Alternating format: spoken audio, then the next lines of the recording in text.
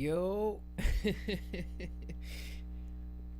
what's happening, y'all? Welcome to the Amaury Love Podcast, episode 16.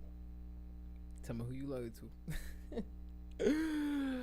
All right, so I decided to call this episode this because one, I'm a Taurus, so by default, I'm loyal to the shit that I fuck with completely, right? And in this phase might not necessarily be the word, but in the stage that I'm in my life right now, I'm doing a lot of relearning and self-discovery. Hold on, let me make sure the mic right, cause my fucking around and goddamn had this shit low on the motherfucker. All right, this better, right? I'll make sure the audio correct, cause not. All right. So I just make sure, cause last couple, not last episode, but a couple episodes before, I realized like, damn, the audio kind of low, bruh. This content good, fuck. And trust me, eventually I'm gonna start clipping and stuff like that. But I'm still trying to figure out me in this space. You know what I'm saying? So the one thing I'm gonna keep consistent in these long ass fucking podcasts. But as far as like the way that I distribute it to the world, I'm still trying to figure that out. So I'm not trying to rush into that, which is also not an excuse not to do it at all either. So eventually y'all see more of this, but give me some time. You know what I'm saying? Like, even just thinking about, oh, what can I fucking talk about? I'm talking about some hip hop shit. I'm talking about some nerd shit. And you know what I'm saying? Talk about, cause even like right now in this space, there's so much shit happening. I'm so excited. Like, damn, huh? And I'm deciding like because there's things I want to talk about, and I'm like, all right, cool. I want my homies to participate, and I also think like, I do want my homies to participate, but I also don't want to be held accountable for the fuck these motherfuckers got to say, because that shit got nothing to do with my motherfucking opinion, and I would hate for a motherfucker to take it any other type of way. So this is the disclosure right now, the beginning of the goddamn. I need to start just playing the little Joe Budden shit. The views of these people, ooh. But going back to tell me you love to. I'm by default loyal to my friends and my loved ones to like a fault, and to the shit that I fuck with to a fault. You know what I mean? It took me forever to listen to Iceman. I'm like, well, I'm gonna wait. I don't want to be somewhere in my mind. I'm like, I don't want to be stubborn, because I know it's my ego that's like, oh yeah, T and Kendrick, all this type of shit. But I'm like, all right, cool. I'm not gonna succumb to my ego, but at the same time, I know like that's just how I operate naturally. This is how I'm comfortable in my space. I love the shit that I love, and I fuck with the shit that I fuck with, and I fuck with the people that I fuck with. So because of that, I have to operate. That's the only way I feel like I could maneuver in my universe the way that I maneuver through it. Even from a creative aspect. If I'm making music, I think I heard Pharrell say this shit. I just make what I like. Like, I make what I like. And if I, you know what I mean? Like, that's just really at its bare minimum. You get what I'm saying? Of course, I'm thinking about nuanced things and like, all right, just, I want to make this, either, whatever the intention is. I'm trying to rap my ass off and, do other shit lyrically and ability wise and whatever, or I'm trying to make a song or whatever the case may be. But it all leans into, what do I like? You know what I mean? Because I don't want to make it with other people. You know what I mean? Like, unless I like it. I mean, it's funny. I'll go into that a little later. That's actually an interesting thought. Because even back then when it came about, they like getting fresh and swagged out and shit like that, I was aware of like, all right, this is what people fucking with. Like, this is, all right, people walking Forces, people walking Jordans, people walking this and that and third. But like, yeah, I get it. But if I'm gonna hop on this shit too, I got to do it my way. You know what I mean? What are my favorite Jordans? Why are these my favorite Jordans? Same thing with music and all. Anyways, so this week's been crazy, and I realized this shit that I wanted to reference last pod that I didn't. Right, like even songs and shit that dropped, cause like Russ dropped a song called Sunday to Sunday, I believe. Let me look at this. I know I had it on here. Yeah, and that shit was raw as fuck, and I was like, damn, there's a bunch of stuff that get passed too. Like, even I don't even know if this came out the last time I did my pod or within this week's time, but it's just so much shit, right? Like, I had seen a song with like Wyclef and featuring Rhapsody, and I was like, huh, how this shit fly under my radar? I didn't even notice this shit. And shit was hard too. Rhapsody had a crazy ass verse, and it lends to say that, oh, not lends, but it has me think of like, bro, there's so much good content, so much good music, and I do think the people that are in the spaces that matter, that are using their voice in the best way, they're shedding light on this shit. You know what I'm saying? So like, there's a piece of me that's like, I want to be able to do the same thing. Like, I appreciate that, like even like YG's getting his flowers, bro. Cause like, I watched an interview with Big Boy today, and he was talking about the thought process of his album, but he had mentioned something, and I don't remember. Forgive me if I'm butchering this, but he was like, man, they got me fucked up. And then he was saying like someone told him like, bro, you did that, whatever. But the feeling of like, oh, you got me fucked up, like resonated with me. And then also thinking like, oh shit, nah, bro, but you low key created these circumstances. I was like, damn, you know what? That's it. Just the dialogue in itself, and it gave context to like even more so within the album. And I'm saying that to say that, and I brought this initially up with the they got me fucked up. Like, he's like, man, you know, I be penning shit. Like, yeah, I know, you know what I'm saying? Like, I know what he was saying. It was coming from a place of like, bro, you know, I'm one of them. Like, y'all got me fucked up. Y'all, I know I make slaps, but I can rap too. So it's just ill. It's just ill. I just think hip hop is such in a fire ass place right now. And I feel like the goats are showing out. You know what I'm saying? I think it's fire. So like, I don't know. And maybe my algorithm now that, bro, all right. So this is week 3 or 4. I don't even know how long I've been off social media. I don't recall the specific day that I jumped off, but it's been a minute, right? So I only know what's going on based on the shit that I fuck with. You know what I'm saying?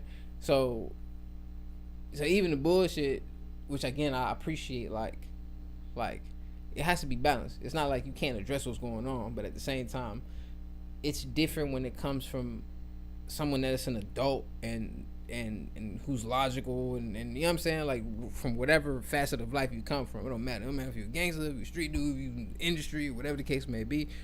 People that can see, oh, that's bullshit, and I can tell you why it's bullshit, and you gonna understand me because I talk like you and this bullshit. That means so much. So I'm glad there's people in the space that are doing shit like that. Hold up, my bad.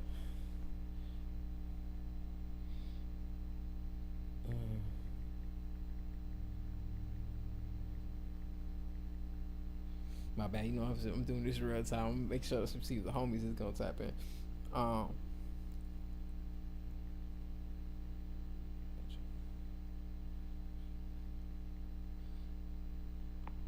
Yeah, eventually I'm gonna have a better setup and all this stuff. You know what I'm saying? Like, even the comments and stuff when they pop up on the damn screen, I was like, damn, I need to make this shit bigger so everyone can see what the fuck going on. But eventually, and if I'm not as energized as I normally am right now, I'm on coffee, with no sugar, nothing like that. Just like how I think Pusha T was talking about when they, I don't know if it was when they was making their last album, but they was recorded with Pharrell. It was like, man, we up 6 in drinking straight black coffee. This shit is nasty, but I get it. I see why. Bruh. But bruh, there's so much dope shit. Like the BET Awards passed as well. I think it was ill that they did like a tribute to Lauryn Hill, and there's a bunch of female MCs came out. Even her daughter came out and you know, paid homage. Nas came out, Did I Rule the World? Oh my god, it's so fucking fire. I didn't catch the whole thing. I did see some of the skits with like Drewski and stuff like that. That shit was, Drewski is goated, bruh. He actually really doing his thing.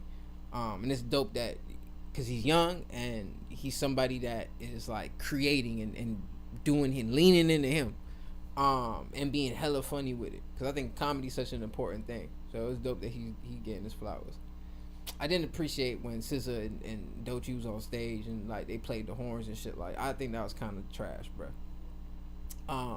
Obviously I'm gonna be hella biased, but regardless, even if it's supposed to be a joke or whatever the case may be, nah, like out of everybody, come on, that's flawed.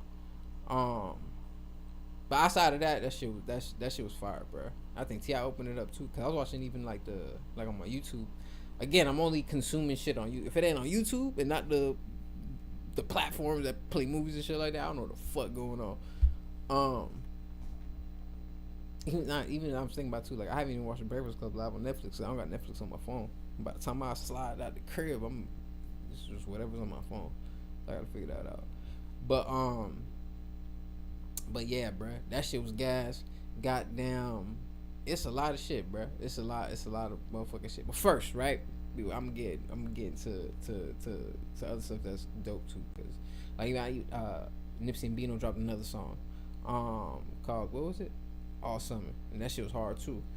Um, so stuff I want to talk about, but first, cause I want to get into the dialogue. I told y'all I just started watching Power, right? So I want to start with this real quick, cause I need to make sure I can get the homie on the phone too, cause I don't know if she gonna be free.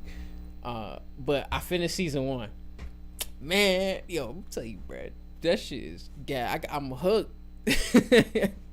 And it's funny, right? The only thing I can compare this to really is like Naruto, right? Because when I first started watching Naruto, I think I told y'all already that like I was looking at it like, man, some kid shit. Cause I'm biased. Again, I'm hella biased when it comes to the shit that I love. Like I said, tell me who you loyal to, right? I'm loyal to goddamn Dragon Ball Z. So, so it's not like there's a bunch of animes I fuck with, right? But there's a point in time where I was so focused on like, making music and trying to be outside and, so on and so forth that I kind of, let me make sure the goddamn AC on. That bitch a little hot in here. Hold on. I don't got the regular AC. I'm in Puerto Rico. That bitch in the wall. Hold on.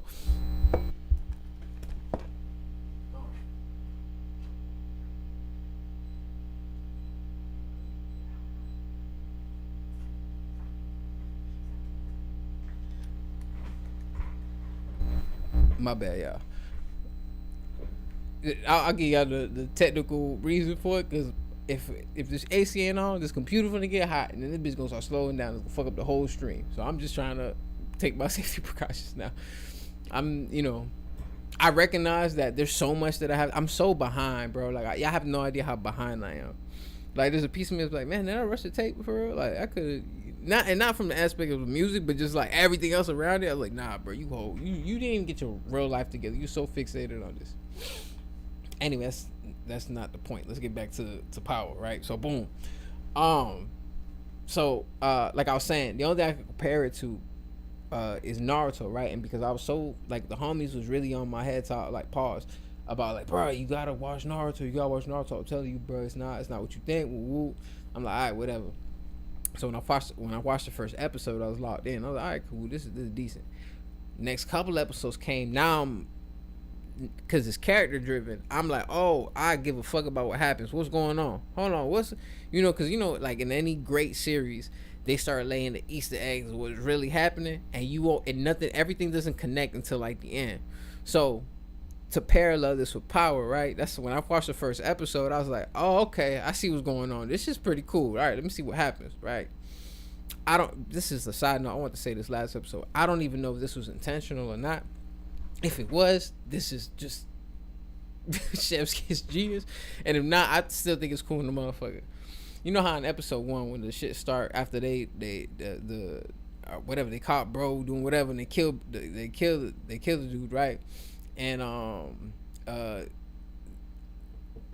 Ghost is going Ghost like leaves and he's going in the elevator and he's putting on like button up his shirt or whatever.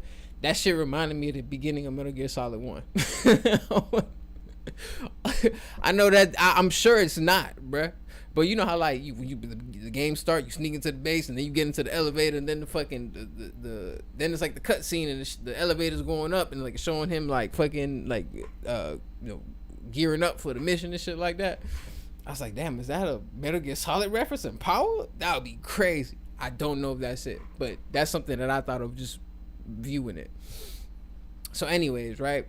So I just finished season 1 and I watched episode 2 because I had, bro, there's no way, bro. Last night I made a decision. I'm like, all right, well, I'm finish season 1, whatever the case may be. But once it was over, like, well, hold up, bro, let me see season 2. So I seen the first half of the first episode of season 2, right? Because I'm like, what happened to Tommy? The fuck going on? But the ending of season 1, I did not expect none of that, bro. I did not expect none of that. Cause it was crazy too. All right, hold on. Let me see if I can. Let me see if I can get Jazz on the phone. I'm about to say fuck it. I'm gonna talk about this. I don't give a fuck. All right.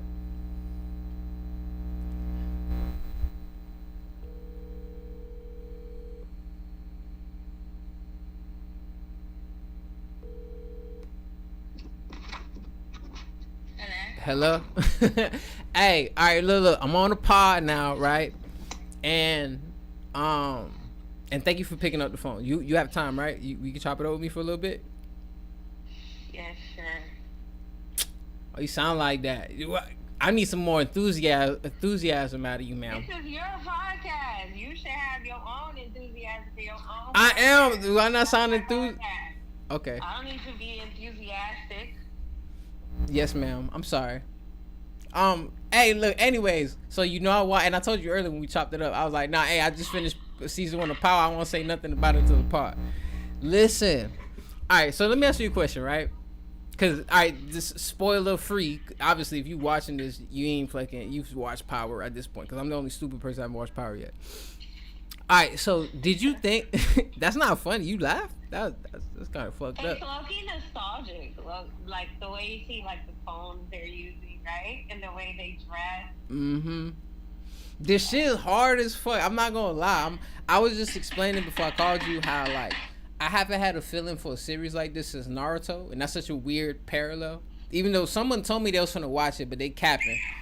But I won't say no. I won't say names. But about having a series that like captivated me from the jump, and I'm like, hold on, what's happening next? And now I gotta like, hold on, I gotta know what's going on. So all right, so I got a question for you, right? Because I'm a first time viewer. You've seen the whole series, right? Am I correct? Hello. Wait, sorry. Go ahead and repeat it. My bad. I know I My talk a AirPod lot. came out. Um, I was at. You've seen the entire series, right? Yeah. Okay. So I have a question for you because I'm a first time viewer, right? So at the end of season 1, did you think that it was Kanan that was like pulling the strings at the end of the episode? Like at the end of the season? Did I catch you by surprise, or were you like, ah, that makes sense? That didn't catch me by surprise because the moment he told his son, "Don't tell them that I'm getting out," and then when he gave his son a phone and was like, "Tell me everything," he started like manipulating his son, acting like he cared to be in his life. And when he told him to tell him everything that Tommy and Ghost have going on, that's when I knew it was him. See, So it clicked right then and there. I was like, yeah, he's getting all the information so that way he can go behind the scenes and twist everything. So he can be in the know. It's funny because it did catch me.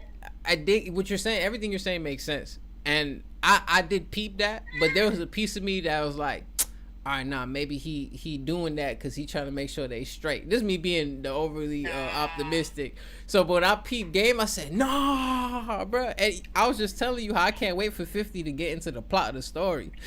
The way he jumped in is crazy. I was like, oh, okay. I hated his character. I was so annoyed of him. For real? That man is so manipulative. Yeah, he's a fucking villain in the show. He's so manipulative. You're gonna see. He's gonna keep playing them over and over again. I already seen some bullshit happening. Cause all right, so I seen the first half of episode 1 of season 2, right? And Tommy just disappeared. And Ghost tweak as fucked up. Ghost had lost the club. The white dude that was what? Yo, wasn't he the bro from the Flash? Yes, he was. Yeah, he was a dude from the Flash. I'm like, oh shit, the villain from the Flash is in this bitch. Yeah, and the crazy part about this is, right, he even he plays mind games so much. I hate Kanan. He plays mind games so much, he actually worked to pin them against each other. Wait, hold on. Don't be jumping ahead and telling me something. You telling me something? He's gonna, his whole motive is to get them to take each other out. But why are you telling me this now? I just told you I'm on season 2, episode 1. I mean, I'm assuming that's what's gonna happen. But that doesn't mean that they're gonna end up taking each other out. I'm just saying that that's what his goal is. You hear that, y'all? I'm over here trying to. Him up. He feels like they set him up, and that he need to get them back. So he gonna play on their emotions, act like he their brother, and get in on the business. Find out all their drop spots. I ain't gonna hold you. That shit was kind of crazy. And then he tells his son, "Oh, I'm getting out tomorrow, but don't tell." Oh yeah, I seen that. And I already knew, bro. But I'm so excited to see what 50 does. Because I ain't gonna hold you. Like I said before, I think 50's a great actor. So he does a lot of shit that he ain't even talking, but you know exactly what he thinking, type shit. that's that's how you know a motherfucker do their job. When you get an emotional reaction to a motherfucker, oh, this yes, I hate him. Bruh. He's always playing games, always manipulating them, always putting people against each other. He know exactly what he's doing. That's hard. That I ain't gonna lie, I can't. Everything planned out. I'm so excited to finish these shows, like, cause I'm like everything, like what you said is as well earlier. Like it made a lot, like aesthetically, it's retro because it took place almost 10 years ago, right? Like this season. Yeah, because you know people over prison, 10 years ago. They got a lot of time in their hands. So when he was in prison, it's like I don't know how long he was locked up, maybe like 10 to 15 years or something. Mm-hmm. But basically, the whole time he was in there, he basically plotted everything he was gonna do to get these niggas back when he gets out. Mm-hmm. Because they supposedly set him up, which they did. They set him up years ago. Wait, why you telling me to start? You don't listen. Why you keep telling me? I'm telling you that should have already been revealed in season. It hasn't been. They didn't like. All right, you're referencing what happened to Kanan. No, they did not. Yes, but Kanan makes little hints that he was set up to be put in prison. So you're telling me Kanan thinks? Tasha also says it in season 1. I ain't gonna lie, I don't know what you talking about right now. I feel like you revealing plot points that is gonna well, I mean, I can see that. I like the. You that Tasha says it. She says it like, "Oh, you think Kanan knows what we did?" She's all right. Well, we'll see. Cause I wanna. Yeah, she doesn't say it verbatim, but she'll say like, "Oh, do you think Kanan knows what we did?" And I ain't gonna lie. You know what's something that I found fucked up. Cause they said that bro, I forgot the gang or whatever, but he went to go kill the young brother, right? And it's you know what it made me think of? I don't know if you remember in Luke Cage. I ain't gonna lie, I realized that Luke Cage is very inspired by season 1 of Power.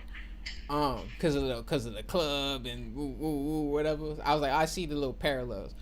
But anyway, they said, because you know they somebody, the dude who they was trying to see who killed the fat guy, and is that crazy to say the fat guy? Whatever, y'all know what the fuck I'm talking about. This is a comedy podcast. So the fat guy got killed, right? And they trying to see who killed the dude, and motherfucker. Fat's phobic is crazy. That's the thing. Shut up, you acting like you ain't have a fat man before. Never. I don't know what you're. I ain't never had a big girl. I tell you that. I'm tell you right now, I never had no goddamn big girl. Never had a fat boyfriend. That's crazy. Nah, it's Cap. I'll say his name right now. No, I'm just kidding. I don't know. I was gonna make some shit up, but you said who, so you threw me off. I thought you was just gonna keep denying. Joke dead. Nah, you did have a fat boyfriend. I'll tell you his name. I never had a fat You boyfriend. did. You I did. don't like fat men. Yeah, you did. I do not like fat men. I'm sorry. That girl. I do not play that. I do not like fat men. You like them fat dudes with the open shirts and the Cuban chain. Nope, never. I'm just fucking with you. Nah, but all right, look, I ain't gonna lie. I felt some type of way when Ghost had to kill the young kid, the young gang leader or whatever, and they alluded to like he raised them and he was like one of his youngins and shit like that. And he's like, oh, so you think I did it? All right. He's like, well, you gotta do what you gotta do. And like somewhere in Ghost knew, he's like, nah, I know he didn't do it, but he was just put in that position. And that shit kind of fucked me up. I was like, damn, bro, I could tell bro didn't do it. And when I seen the Kanan reveal, I was hoping it was anything but Kanan. But man, Kanan got out? Yeah, he's out right now. He. That's what I'm telling you. You weren't paying attention. I'm telling you because they already talked. They didn't say nothing yet. I feel like you. Tasha did. She doesn't say it verbatim, but that's already told. When he got out, he also told his son that he was set up by Ghost. He didn't say that yet. I'm telling. How much you want to bet? I'm watching it out real time. And the thing is, I kind of know what happens because the people that I fuck with or that I watch on a regular basis and shit like that, they. Because everything he's doing is out of revenge. That makes sense. I ain't gonna lie, how he beat that dude up, because it's funny. I ain't gonna lie. This was, I don't know why this was funny to me, and this had to be in the beginning of season 2, right? He's in the car and he gets a call, and Tasha's like, she's erratic, like, oh my god, something happened, and 50's like in the car, kind of laughing, like, haha, yeah, you got killed, and then he's like, what? Oh, is he okay? And his whole facial expression changed, like, what? he missed. So then he's like, oh man, drive me. 50 is in the car with Tasha? No, 50's in the car with the son, and Tasha called the son, and she was like, she was like, tripping. He was getting information from the son. Yeah. Yeah. So, but in his, because again, like the girl with the pink shoes, that bitch was going crazy. She goddamn serial killer. She missed. She killed Tommy's girl. And that's why I'm thinking too, like, yo, Tommy disappeared, his girl dead. I don't know what the fuck going on. And Ghost is tripping. He like, all right, what the fuck? He trying to figure out what's going on. Because now they done took the club, they done took his heart away. Like the club was his at least for me as a observer and a viewer. Yeah, he was looking at that like, all right, this club is my way to change my life. Yeah. And they took that shit away from him. Which is good for his kids and for his family. Yeah, but his Tasha, she's like, no, we need Louis Vuitton every day. What are you talking about? Yeah. She don't like the playing the long game. She likes the fast money. Yeah. It's funny because I feel two ways about Tasha. There's a piece of me that's like, man, she like down as fuck for this man, but at the same time, she's toxic as fuck because he really trying to change his life, and she like, no, what do you mean? Everything is good. We can have more and better. Which is what a woman is supposed to do, but I feel like she's just activating that in a different. A woman is supposed to support her man in whatever he aspires to do. Yeah, but trust that whatever he's doing is for the greater good for all of them. Mm-hmm. She could have just trusted him and allowed him to do his thing, but she tries to come before and come in between whatever he had going on so bad, and it's like she wanted it to fail. That's not a partner. That's not love. That's true. Why would you want your partner to fail in something that he really wants to do, even if you're not that crazy about it?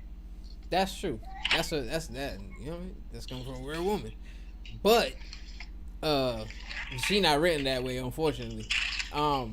Unfortunately, because she's unpredictable too. I be wondering, like, what's in her brain? Like, she was tripping. Like, she you see how I guess she found out. Oh, and she was cold with it too. I forgot what happened, right? But she was in the room, and Ghost he going through. He's sitting down, like he in his head. She's like, all right, I got you. She's like, oh, by the way, I forgot what she said, but she's like, you gotta handle something about handling Angie, and he like, oh shit, like, let her go, basically, like, stop fucking with her. He didn't even look at her. He's like, I'll handle it. He want no smoke. He didn't even make his eye contact. Because remember, she had the guy telling her everywhere that Ghost was going, the driver. Because remember, he's a kid. He's young. She manipulated. She manipulated him. She like she using her sexuality to get her goddamn Yeah, and she didn't even fuck him. She was like leading him on so she could get what she wants out of him. That way he could tell her everything that Ghost has going on.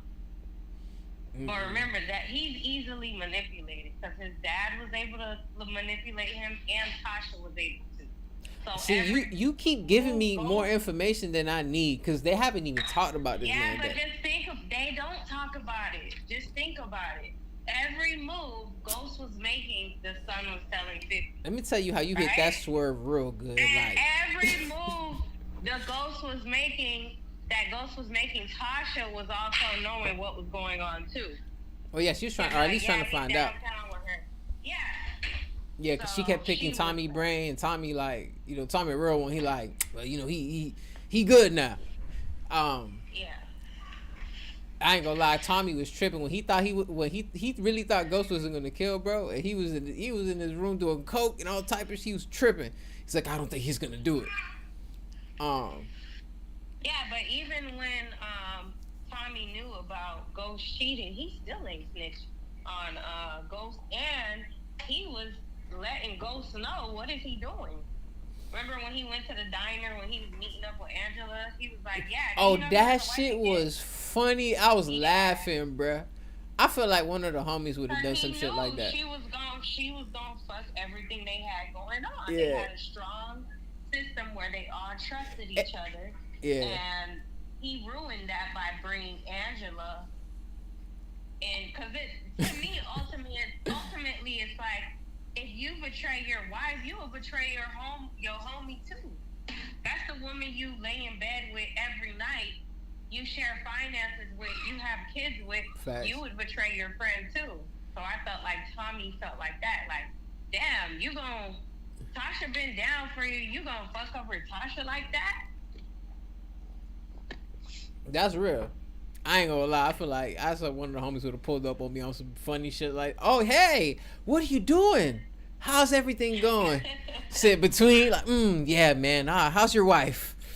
Yeah, Tommy was definitely real for that. He was definitely real for that. Like, and I'm telling you, that sowed doubt, and that made Tommy not trust him anymore. Ever since he started fucking with Angela. Well, let's see. I don't know too much. You keep trying to reveal more than I need to know, but I'll get there. But I'm excited. I'm probably gonna watch a couple episodes tonight. No, damn, bro, it's just time is a motherfucker. But this shit is exciting. I'm actually excited to see what goes down. Oh, excuse me. Yeah. So fire. as a watcher, and not to jump too ahead, right? Don't tell me nothing, but. Season 1 versus season 2, do you see the escalation in like story and shit like that, or does it feel the same? Yes, absolutely. It's gonna be even. You know how like shows like it will climax in the beginning and it will be so amazing in the beginning, and then once it keeps going on, it's like, all right. This show is not like that. It's not gonna be like, oh, all right. Like, it's gonna be like, damn, what? Like, it's just a bunch of twists and turns. Yeah. And I ain't gonna lie, those last 2 episodes, that's how it had me. I was like, what the fuck going on? Oh shit. I'm like, nah. I feel like after every season, it's like, it can't get no better than this. Oh, I got no pen. You said what? After every season, it's like, it can't get no better than this. And then it just gets better every season. Man, I ain't gonna lie. I can't wait to deep dive in this bitch. Yeah. She said, hi, Dada. Serenity's so cute. Yeah, every season it just gets better and better. Nah, that shit is yeah, man. I'm excited. You know what I'm saying? So now look, you're part of the segment now. I'm declaring it on the podcast. You're part of the power segment. Cause I'm going to talk to you about it. Cause none of the homies. I was talking to Nick and them. They was like, I want your goddamn power. I'm like, what? Y'all want to watch Game of Thrones? Which back up. Is you ready? Yeah, it gets really good. It doesn't stop right there. Mm-hmm. Season 2 is gonna have you on your toes. For real? Because I haven't finished the first episode of season 2. I jumped ahead trying to squeeze in some more time. Okay. Girl, go get your mama on. I already see you in the back. I'm love to my dog. No. All right, bye. Everyone else, I'm love to my dog, my mom, and my 2-hand dog. What? This man rapping on the goddamn thing. Hold on, my bad, folks. I had just whatchamacallit, had to do my power segment. House of Dragonfire. No, bro. We ain't doing no Game of Thrones. As a matter of fact, I'm gonna ask these motherfuckers what they feel about Game of Thrones as soon as I jump on. Hold on. Yeah, I'm excited for Power. I'm actually I'm grateful that like like, you know what I'm saying. Someone's like, you need to watch Power. And I was like, you know what, I'm gonna do it because I see the excitement when people talk about the show and like, that's something that attracts me. When someone gets excited about something they like, I want to feel that way too. Hold on, what you want? Let me see. Let me tap in. What the fuck? Meaning the work I put. Oh, okay. I get what you're saying.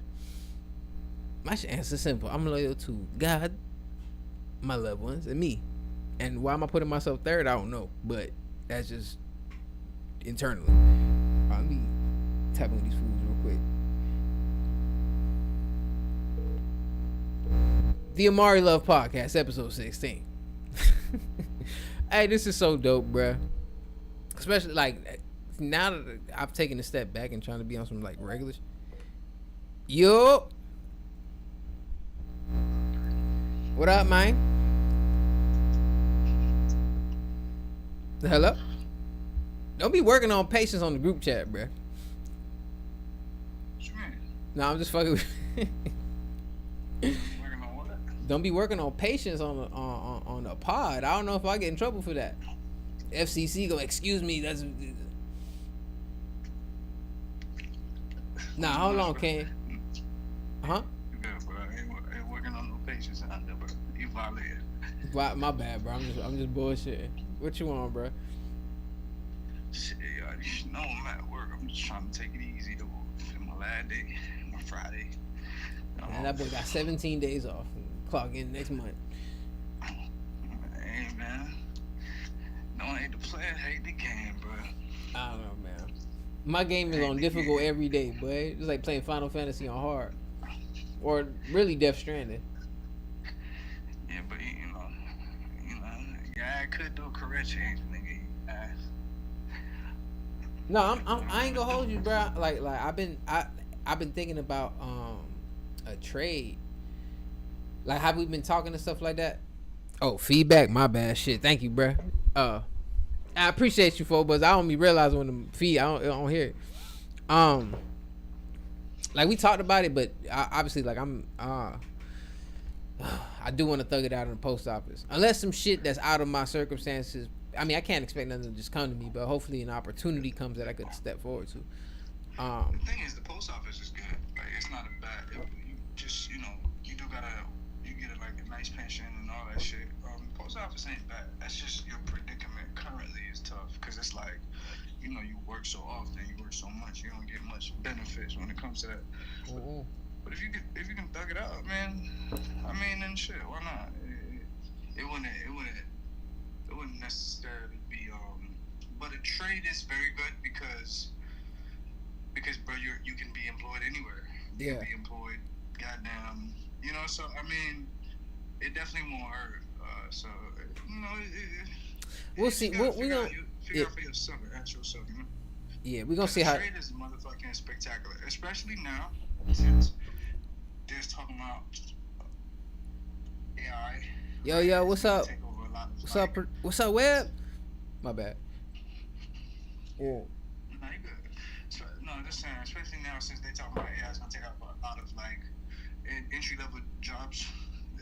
Like a trade, bro, is something that like a trade is something that's just immensely underrated and undervalued.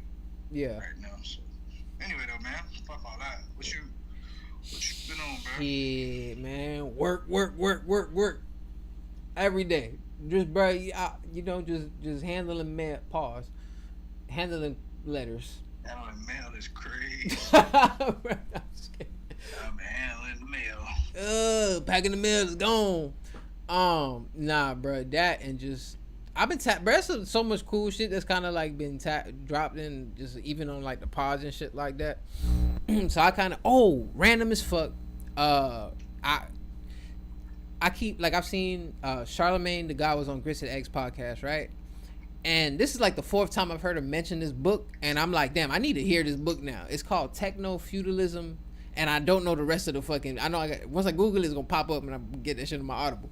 But that's a crazy title, bro. But he's talking. But I think the information, because and I can't even do it justice because I can't articulate you know, what he said, right? But it essentially is talking about how uh tech the you know like the currency is attention now, and these major corporations that, you know, again, I feel like I'm butchering the narrative, but these uh these companies that are keeping us on these apps are doing everything to keep us on these apps because that's what's driving revenue now, and we're transitioning to a new.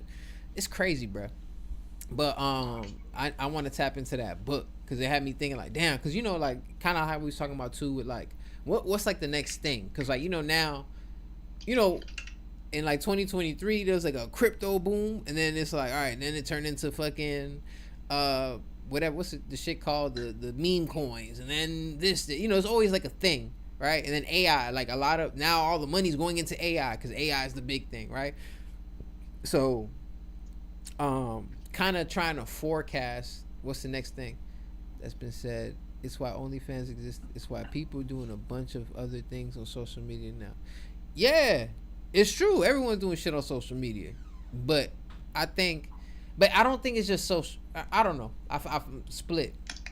I mean, the social media is doing its thing, right? But the only way that shit prevent, like, if everyone to disconnect from social media but still fuck with the platforms that are doing art shit, then I think it'll be a little different. But I don't know. I think the crypto bubble popped.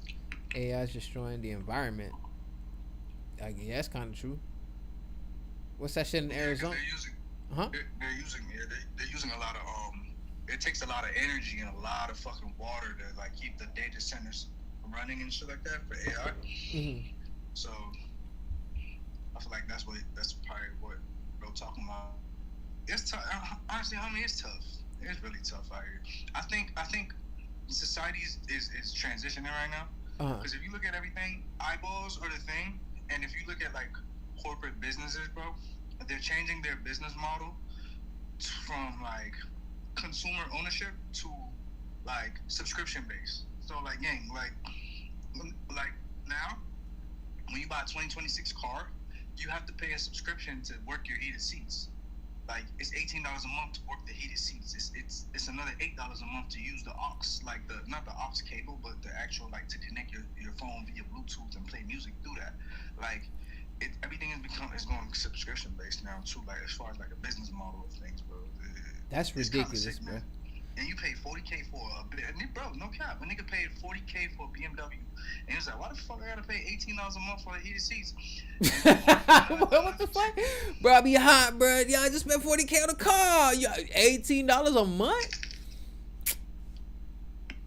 That's when motherfuckers stop eating Chipotle. It was $500 to continue to use her push start, and now she had to go back to her key. I'm like, this shit crazy, bro. Nah, these motherfuckers getting greedy, bro. We already got enough bills as it is. They're big greedy, yeah. They don't know, but they so disconnected from people, from humans. They so disconnected, bro. They don't know how bad it is down here. Nah, yeah, bro. I wonder. I mean, cause you know the rich companies cater to the rich, right? You think like Rolls Royce ain't selling cars for people, you know what I'm saying, everyday people. Not just Rolls Royce, gang. I'm talking about like, bro, it's we talking about Hyundai. We talking about like Hyundai, whatever how the fuck you pronounce it. We talking about like cars that are usually 20K are like 40 bands now, and then they come with the subscription base behind that.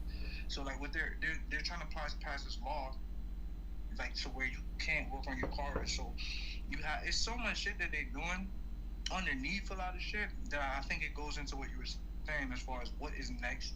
And I think what is currently happening is they're going to such a subscription based plan of payment along with your monthly payment or your bill, your car note. It's like, man, it's fucked up because it think about it. Name me a Rolls Royce or a Lambo commercial. Yeah, ain't no Rolls Royce Lambo commercial. No, you what you're saying is absolutely right, and it's almost like they want us to not have things tangible and it just be no ownership. They don't want you to own it. They want you to just pay on a monthly basis of it. Like even video games, gang. Like I was just about to say that because I think the PS5 is gonna be the last system with a disc. And you could opt to not get one with the disc. Yeah, because they've been trying to do that, but like the thing is too, it's such a weird thing. Everything's gonna be on a data. Everything's So like you know, motherfucker, bro, you gotta have some good internet. Look, my dog just said he stopped paying for Adobe $35 a month for Premiere, and now he's using DaVinci Resolve for free to edit videos. Oh shit, I'm about to. I ain't even heard of that. I might need that for the pod. Appreciate that, bro. Meanwhile, the same people make those.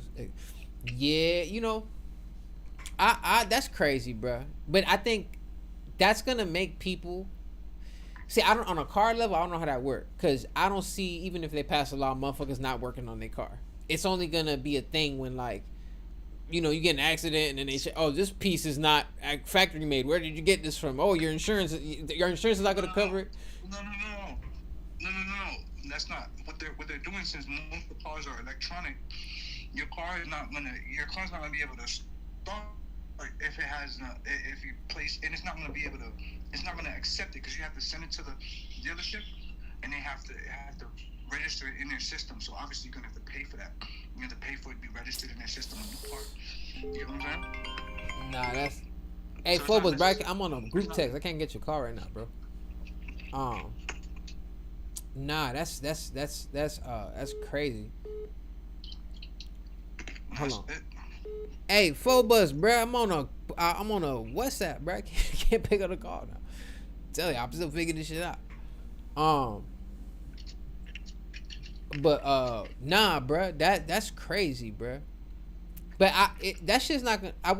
I mean, I don't know, right? Because I like, and especially I'm in Puerto Rico, bro. So a lot of people still driving older cars over here, right? Motherfuckers still got CD players and shit. You straight.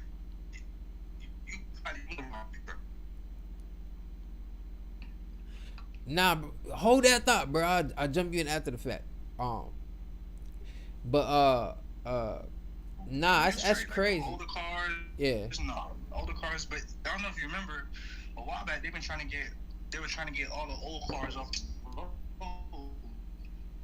and give everybody Teslas and shit. Not give everybody Teslas, but I remember that was happening simultaneously. They was trying to push it to make it easy to get EV cars. Yeah, absolutely. So this has been in the works for a minute, but this ain't overnight.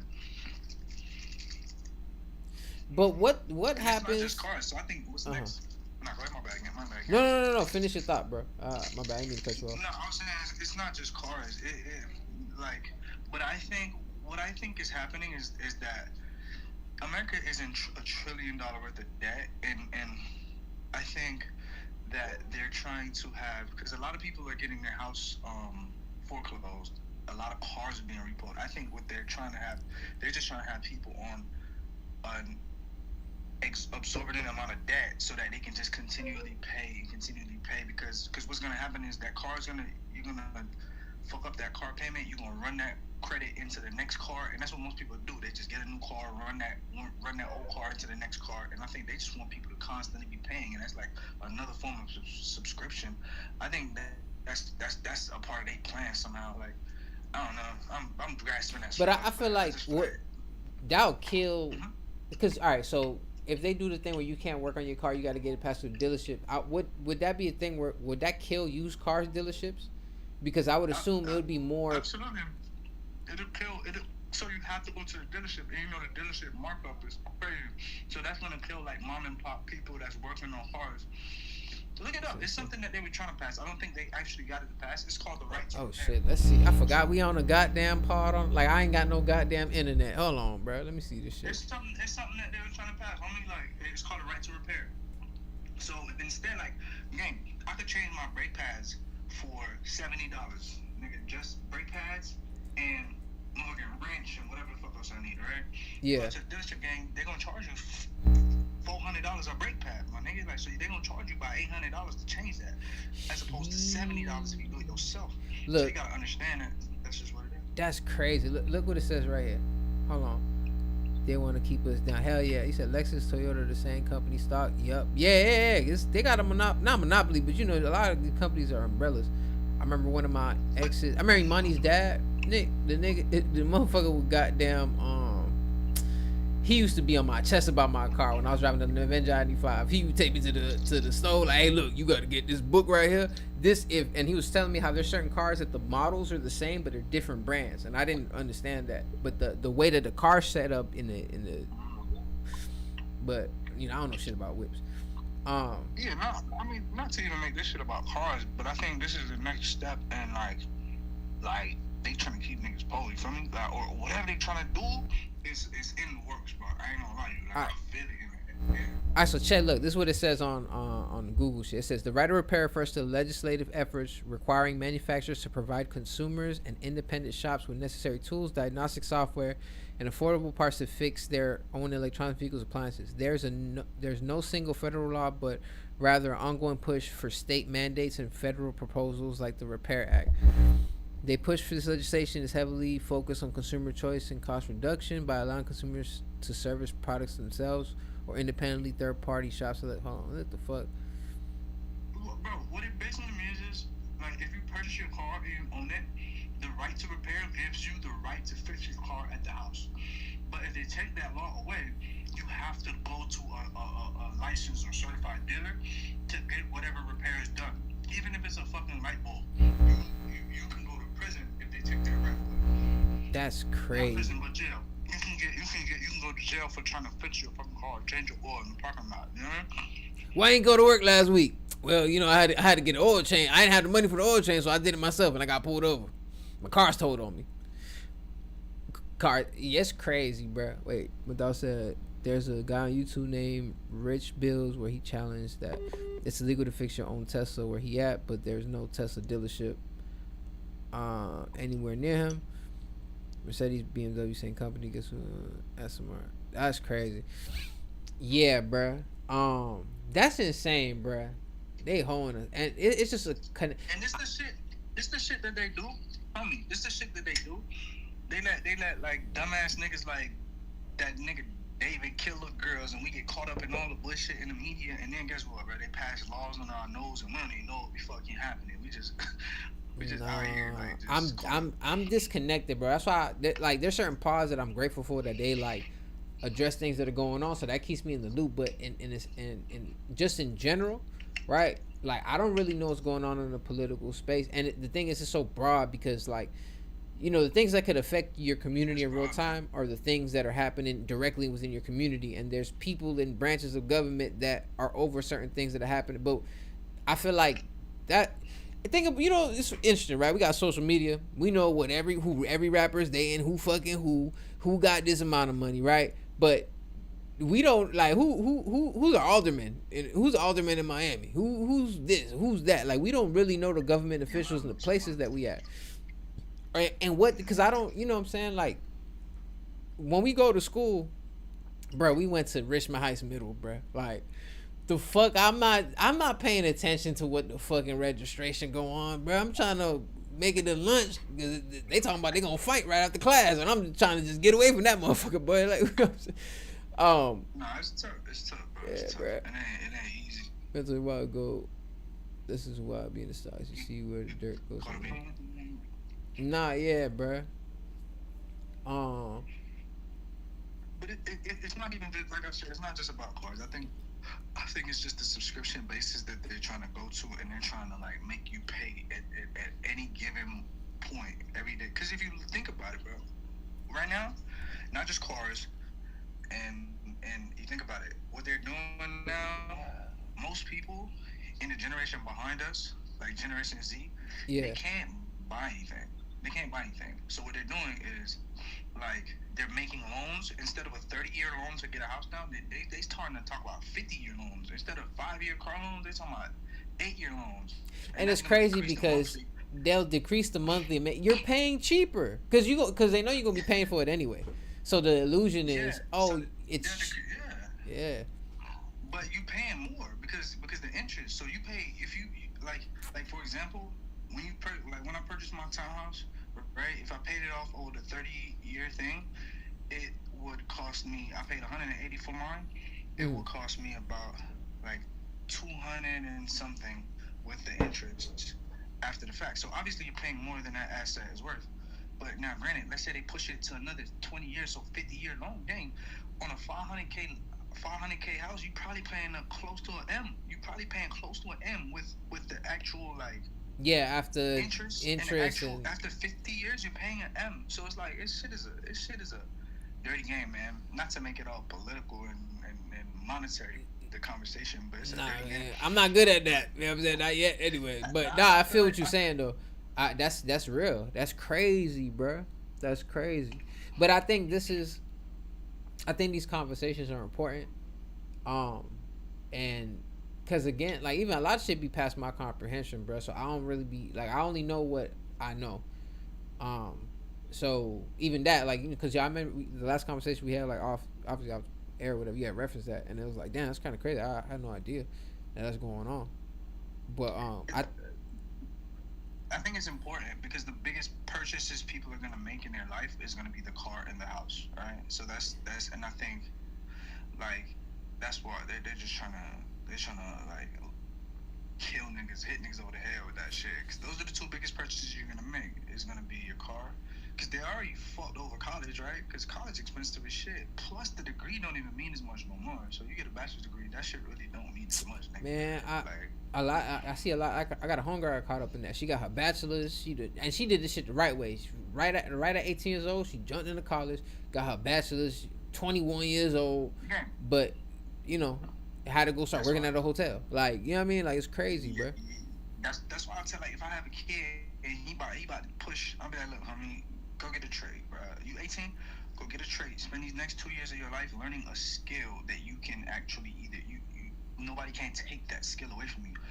College, the bachelor's degree, if you don't get it, if it's not specialized, you just learning general education stuff and you can't apply it. Like you nowadays, bro, especially with the advancement of computer, if you can't apply what you learn, then it's kind of like you don't learn nothing. You ain't learn nothing, bro. So you just went to school for the experience, for real. No disrespect to people with bachelors. It's just what it is now. It sucks, homie. I ain't gonna lie. Nah, But unless because everything, regardless, because like it's interesting. I was reading Will Smith book, and when he decided to be a rapper or whatever, right? Like this is right before he's about to go to college, or not. This like when he was like, oh, this could be a real thing. His mom was so against it, and she was like, she was beefing with it, like, no, I don't know what a rapper. It's the '80s, bro. Like, who thought hip hop would take, make it this far? So he like, nah, bro, there's something going on, man. We just did this, woo, woo, woo. So, the mom contacts the college, like, listen, my son's on this rap stuff. He I want to know if it's possible if he could take a year off or whatever. And then the counselor, whoever she was speaking to, was like, no, that's great. He's not gonna get that real life experience in college. It's better that he does that and then comes back. But that's the asterisk. Like even I can even for me, I had several college experiences that I went. Shit didn't work out. We left back. But what I got more out of the most that I got from college, especially at Miami Dade at the time, right? Because I was like, oh, computers, whatever. I didn't know what the fuck I was gonna do. Was like the relationships that I built and the experiences that I had just being in that space, right? Served more than the actual me being in class and doing whatever I was fucking doing. Um, but Yeah, I think a lot of it, especially if you go to like, and you gotta think right, like, I think community college is so underrated, but you gotta think like some people they want the full experience, right? So they go out of state. So then you go out of state gang, and you gonna pay only pay for in-state tuition too. So you gotta that's how they rack up like 8 bands for student loans and get a degree in English or some shit like that. And I think it's tough because when you 18 you ain't got no direction, so they just gonna give a nigga an yeah, 8K loan and with no direction. yeah. I Unless you think know it's what I know there's exceptions of people that know what the fuck they want. Like if you have been fixated with fucking being a lawyer your whole life, so you already on the because by the time you even have to do the regular classes and bullshit. You've independently done research yourself and shit like that, and are already interested. It's like someone that goes into fucking whatever, even if you're doing something out the box like music or whatever the case may be. If you're already actively involved in what you're doing, once you get into the studies, it just enhances everything because you're I don't know. I believe your path is your path. So if you just you being in that space, even if the school or degree doesn't necessarily serve you, because you was in that lane, there are things that were transpired from A to B that can help you get to C, if that makes sense. No, 100%. Yeah, like when I went to the art school, bro, I ain't gonna lie, bruh, it's crazy because the school went bankrupt. So I don't know if I don't even want to talk about it, I don't get in trouble, but you know what I'm saying? But I was like, oh, God is phenomenal. But when I was in the school, that was the first time. Granted, at this time I'm 27, 20, going to 28 or 26 going to 27. I'm not. The time frame kind of blurry. I think I was 27. That was the first time I was in school. Like, oh my God, I want to be here and I can't because I gotta work. If not, I'm gonna be homeless. Like, you know what I'm saying? Like, what I'm gonna do? But bro, with the pricing for everything, like even all, like it's crazy. Like, and you know, it's just like any business or whatever. They'll get you in. Oh, what? Huh? All right, what's your financial aid? Or give me these paperwork. Oh, what, you got this? They, you know, just like it's like you, if someone was calling me in DirecTV when I was working at Lorca back in the day, I know I can get you some crazy ass like pricing, but you like I'm not allowed to just offer it, but you got to fish for it. You know what I'm saying? When they was enrolling me in that college, that's how I felt like, but the opposite. Oh, we're gonna get you in. Don't worry. You walk into our office today, you'll leave here as a student. I promise. You know what I'm saying? I don't know what they did, what they finessed, but I ended up getting in that bitch. You gonna be a student at the end of this day, nigga. What? Orientation tomorrow. Fuck you mean? Because I know the person on the desk getting some type of benefit by me what's it called?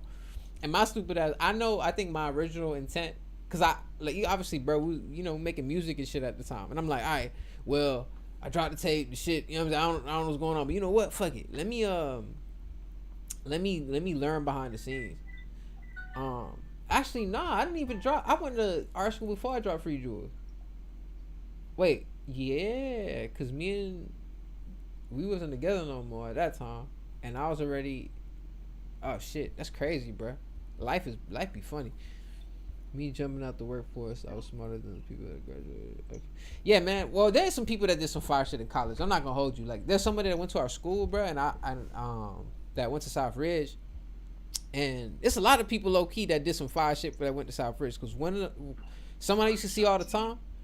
Yeah, they huh? These niggas out here thriving though, for sure. These niggas out here thriving. Absolutely. Nah, some people did some fly shit. Like, you know, they asked Shireen to come back to South Ridge to talk to the kids, cause you know, cause she danced and all that type of shit. Yeah, and I remember that's fire. She we had went, and I walked into. She walked inside, and then whatever. Like when I put it back up, she was like, "Oh my God, it's crazy." She's like, "You remember where the Spartan Cafe and shit was at?" She's like, "That's a whole business wing now." And I'm like, "What?" And she was describing like it's like a glass wall and they got screens with stocks and shit. And I'm like, "Bro, this is the Ridge? Ain't no motherfucking way." But I think that's fire that the kids and the people in the A are exposed. Cause even imagine you being 14, you in 9th grade, walking through the hallway, you just look, you don't even know what the fuck that shit is if you're not aware. But it'll do, you know, you subconsciously you pick that up. No, it's crazy how time, like a lot of motherfuckers. I'm talking to motherfuckers in the hospital gang. They're like, yeah, I'm 2000. I'm like, what's up, brother? Yeah, I'm doing good. Bruh. But that, I mean, shit. I think the kids are smarter. We got the illest era because we had no technology, no social media at one point in time. And even when we had social media, you had to go home and log in your computer to use that bitch. Or steal Adrian's Wi-Fi and going on your PSP. Wi-Fi was unregulated, man, nigga. What? Yeah, Fat Boy House playing 2K. They probably like, why my internet slow? What's going on? We in that bitch playing story mode and shit. Hey, random as fuck, right? Remember what was the first version? Remember when 2K had that first version of story mode, bruh? Cause you the person who put us on the 2K. Oh yeah. Oh my bad, but thank you. What was that shit called, bruh? Cause they had celebrities and shit. It was 24/7 mode, bruh. 20. You gotta play that bitch 24/7, bruh. That shit was lit. Who would have thought that it would have transitioned that way to where like 2K really got a story mode and shit now? Nah, it took age. That's what. Yeah, bruh. I mean, I'm bringing it up on purpose because I hope one day we could actually play 2K again because it's Fat Boy fault we ain't playing 2K. But I'll leave it at that.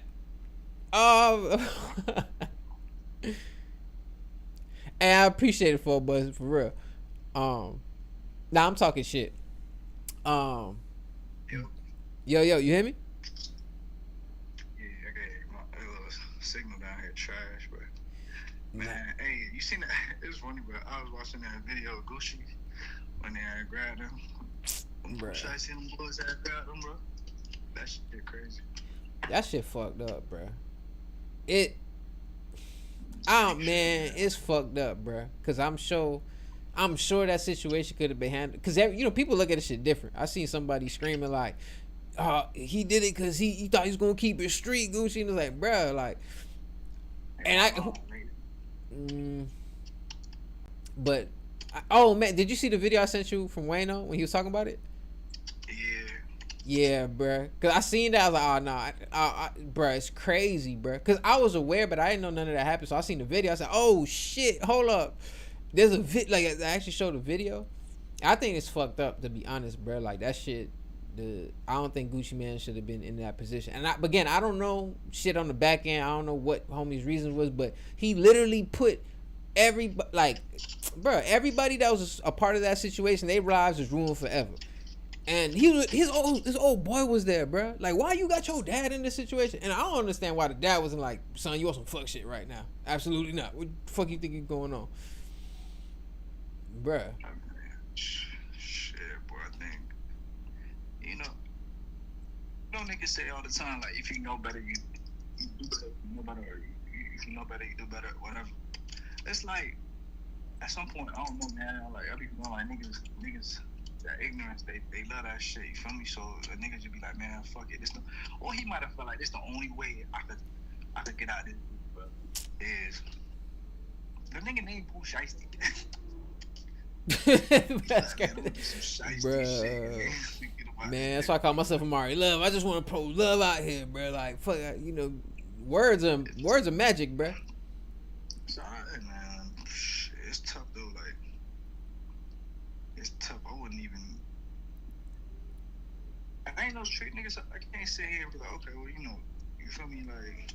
Yeah, that's what I'm saying. That's why I even. Huh? I don't understand what the nigga going through or doing. Like, yeah, you feel me? Like, I ain't no street nigga, gang, so it's tough. I can't just be like, bro, because I ain't no way, nigga. To get out of the deal, grab the Draco and then visit the nigga and be like, hey, man.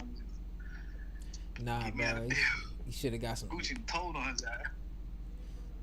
Bruh.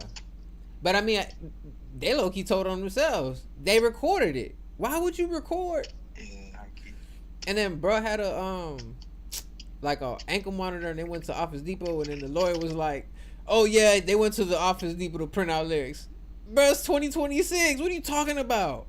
Who goes to Office Depot to print out lyrics? What are you saying? I don't know who that nigga lawyer is. Bruh, the lawyer, bad, bruh. The lawyer try to play damage control. That shit dead, bruh. Like, it's there. And I don't know, bruh. I don't know. I just hope, like, younger people look at this situation and be like, I'm not going to put myself in that same situation. Like, that's, because it's fucked up in all aspects. You got a bunch of people's lives that are ruined for a long time. That shit, and it's fucked up because, that's going to, because people, Gucci Mane told, and this, that, and the third, and, people have their point of views on however, it's not my place to say I'm not a street nigga. Like, I'm not, you know what I mean? No, I understand, but I'm just saying, like, that whole situation, I'm sure could have been avoided, but again, what happened, couldn't happen any other way. Word of Morpheus. So, I don't know, bro. That shit crazy. No, I'm just scared. Hey, Nick, so I want to talk to you about this, right? The charge, not the charge, the house already. No, I said. Okay, yeah, I'm sorry. Nah, gang, tap in with me. Nah, bro. Goddamn. We was talking about the other day with like the Lupe and Kendrick thing. I thought it was an interesting Oh conversation, yeah, bruh. yeah. It's What so was up with that? crazy. So like, it's like it's dope to me because a lot of dialogue that from the people that I watch has kind of been like the constant conversation and stuff like that. And it was interesting because like normally art like when you think of an artist like Lupe or an artist from Lupe's generation or for people we grew up with, if they're not podcasting, they're not necessarily very active with their opinion. I'm just speaking in general, right? You know what I'm saying? You don't see Jeezy just jumping on fucking some random person YouTube because they'll talk about him and then having like actual dialogue. So there's a piece of me that's like, that's ill that Lupe is willing to communicate with people at whatever level because he wants to, say, what's on his mind or whatever the case may be, right? Um, but then there's a piece of me that's like, damn, the word choice is kind of crazy though. Like, what would you want? So I'll That's what I'm saying. Like when he said, "I know 100 niggas better than Kendrick." yeah, that's kind of like, and when you hear it in context, you understand what he's saying, right? But like, Mm-hmm. being that we in this age of like clips and people taking a sentence and making it something way bigger than what it is. Um, Wait, Lupe is a rapper. He's supposed to rap, so he should say that. I mean, yeah, I don't see. There's a difference between you expressing your opinion and then kind of. And I'm not saying this was what Lupe was doing, but it might come off that way if because it's not even because of him. It's just like the internet narratives, right? You know how Yeah. if it's every time it seems like in social media times a lot of times when you hear Lupe mentioned in like the fucking how in the Illuminati. I'm just kidding. I don't know. You know what I'm saying? Because it's like two different worlds. It's like the people that fucking document hip hop and what's going on, and then there's like the fucking beast just making shit bigger than what it is. I don't know because if social media 50 to 60% bots is bots arguing about Lupe Fiat, it's not even real people. Well, I don't know, but anyways, right? And that was just a joke, whatever the case would be. Um, but yeah, bro, damn, my bad. I done lost my goddamn point. Um, Nah, what's uh, going on with you, bro? Nah, I wish, bro. I'm just going to another room. what, What's good with you, bro? but yeah, I just think like it sucks that every time it's feel like Lupe is mentioned, they bring up Kendrick Lamar. Like even the context of the conversation when Lupe was talking to I don't even know the dude's name or whatever the case may be. The person brought it up, right? So because the person brought it up, Lupe's responding to that, and then they're taking what he's saying and pulling it and taking it out of context, or even if it's in context, you don't hear the whole It's, thing. uh, Now go ahead, bro. so are they taking it out of context, or you feel like it wasn't that serious, or you feel like Kendrick shouldn't be offended? Like, what do you feel? I think all of it's true. I think Lupe's word choice could have been better. I would be offended if I was Kendrick because it seemed like cause not because if I hear the clip and I just see the context and I'm seeing damn these are all the people that I watch on fucking YouTube and they're all talking about the same shit. What the fuck going on? I'm gonna feel some type of way because why is this a whole thing? Why am I always mentioned when you pop up? But then when you hear the dialogue and what he was saying, he didn't even bring it up. I would understand if Lupe was being malicious, or again, because I feel like intention supersedes everything. Sometimes we could be. I've just a bunch of times that I feel like my word choice could have been better, right? But I'm in the moment. And I'm just trying to articulate what I mean, right? And so I don't know, bro. I do think the word choice is kind of crazy, but at the same time, I also understand what the sentiment that Lupe was making because he was just talking from a specific aspect of skill set. But if you're not even and not even skill set, he was talking about lyricism. But his point is like, oh, if you take the beat away, if it's just lyrics, and we take account, there's hundreds of thousands of rappers. He's like, even myself, I don't think he would be low on the list. That's like his sentiment that he was saying. But him saying, I know 100 people better than Kendrick, no one's gonna hear nothing else at all. They just gonna hear I know 100 people better than Kendrick, and like someone like me that's a Kendrick fan, I'm like, huh? The fuck is you talking about? No one's better than Kendrick. But Oh, Bro and said uh huh. earlier said, he a rapper and supposed to feel like that in a sense. Everything could be true. I feel like all things could be true because that's true. You're supposed to have that level of confidence, but you also gotta accept what comes with it. Like if you never get a Kendrick verse because you said that, and you just gonna have to accept that because that most people on earth gonna take offense to that. If you tell me you know 100 niggas that do so and so better than me, everybody gonna you gonna take that as a jab, homie. So I think you just gotta accept what come with it because it do sound like you doing too much on Uber behalf, like. Let me ask you a 'Cause he question. didn't have to say that. Yeah. Nah, he didn't. Do you think we give a fuck too? And I mean not just you and me or whatever or the homies on the on the chat, but just in general, right? Like as people, do we think we're too fixated on what our artists and like not just opinion, but just because we have so much, they have so much not transparency. What's the word? Like a motherfucker could do something right now and post it, and we are in tune, right? Versus like like the '90s, the '80s, even the It's 2000s. accessible. Yes, that's Too the word I was looking accessible. for. So like, we know almost everything they got going on. Yeah, yeah, no, 100%. Like that's 100%. But I think that's just the celebrity culture in general. It's like we know everything. We're force fed their life, and now we accept that bitch all the time. So I think that's it for sure. I think we're way too caught up in celebrity lives, Biases. and they're humans just like us, bro. Nah, facts.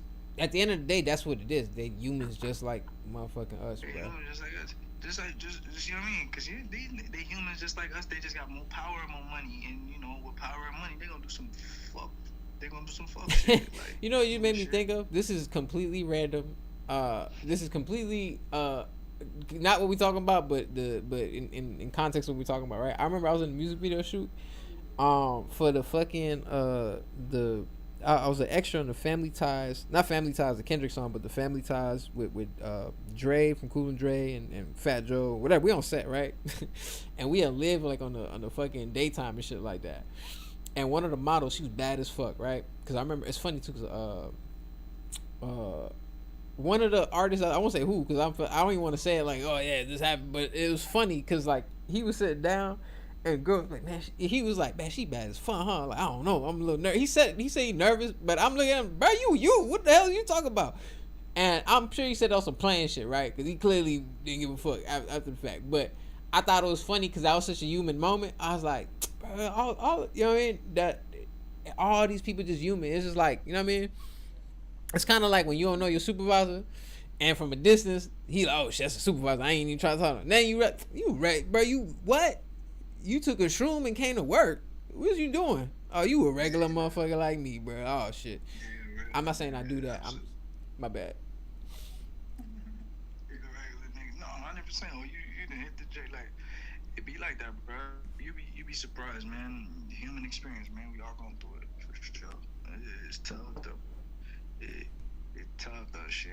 You be surprised, like me. I work in the hospital gang. You know how much motherfuckers be in this bitch off coke, off goddamn. I be like, God damn, bitch, how you be in it, bitch? All right, 24/7. Nah, bro. You know, I noticed that when I was working at I mean, cause I thought it was an exception at Lorca. Yeah, bro. At Ale House, bro, the one right across the street from the falls. Everybody was lit, bro. Just wired, bro. I'm like, what? The cook back there on Molly, but he cooking, he flipping that shit. That man, that bitch making his best work. Nigga, High as fuck. Flipping your burger, nigga. Bro, what? Burger good as Cereal fuck. steak.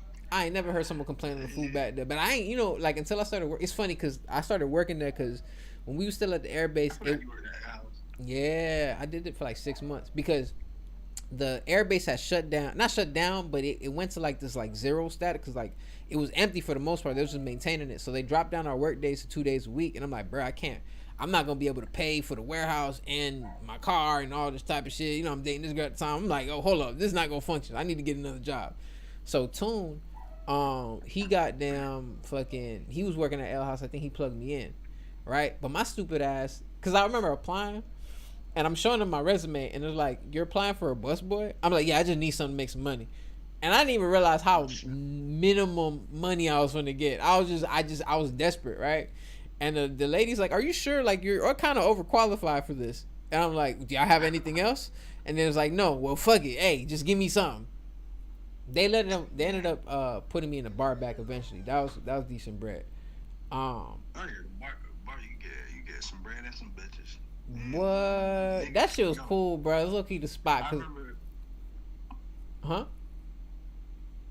Oh no, the bar, hell yeah, that's why I nigga gotta work at like a nightclub, bro. You be clean and shit. Like, try to do that shit when I retire, when I'm an old nigga. I remember, I used to work for this delivery company. Yeah. This medication, not medication, but like this work for this medical supplies delivery shit, right? So my supervisor, speaking of the whole supervisor coming to work hard and shit, my supervisor, he was cool as shit. He was telling me how he had delivered to this girl. And he ended up cracking her like I'm like the patient. He's like, no, I'm like the patient daughter or some shit like that, right? So he was telling me like, yeah. So the next time I delivered to her, I just cracked her daughter, like whatever. I'm like, damn, it's just crazy shit, you know. So I got a route. You feel me? So I got into these really nice. The patient was getting like. Bro, you breaking up. Hello? Oh shit, my bad, gang. Yeah, you good play. Yeah, can you hear me? Yeah. Alright. So anyway, bro, getting long story short, I was delivering. I'm delivering this insure, right? You get me? Yeah. I'm delivering insure. I knock on the door. Baddest bitch, one of the I ever seen in my life, like super pretty face, right? Come to the door, gang, right? She come to the door, and I'm like, yeah, I'm just delivering this insure, whatever. You know, I'm thinking I'm finna get my chance to crack. I'm like, man, they bit bad. It's not the same shorty though, but I'm like, they bit bad. You feel me? You know how you your mind going all over the place. Anyway, gang, I go back, and then they was like, hey, bro, you delivered. They asked me, they was like, yo, you delivered the insure to that patient? I was like, yeah, I think it was her daughter or something. He was like, nah, that ain't her daughter. Like, so he was telling me if you deliver an insure, that patient got AIDS and shit. And I'm like, Oh, what? Not that I could have cracked, but gang, she was so fine, gang. I was like, what? You know, if she would have gave you any signal, you would have been on that immediately, bro. What? But you know, you got like, especially you from Miami, like the major cities, major metropolitan cities. AIDS be out this bitch, but you gotta be careful, bro. You gotta be careful when you go around there. Atlanta. You gotta be careful, man. Oh man, I ain't gonna lie, but through my 20s, I always had a girlfriend. At my 30s, this shit kind of scary now. Like, everybody got miles on their car. I don't. Yeah, them bitches need transmission for. That's crazy. No cap. That's what I'm bro, I'm scared. You gotta be, bro. You gotta ride that bit up. You feel me? Like, nah, I need a wifey ASAP. Save me. I'm over here. Me having a girlfriend saved my soul. Like, I ain't gonna cap, bro. Save a nigga's soul riding this hoe. Nah, I feel you.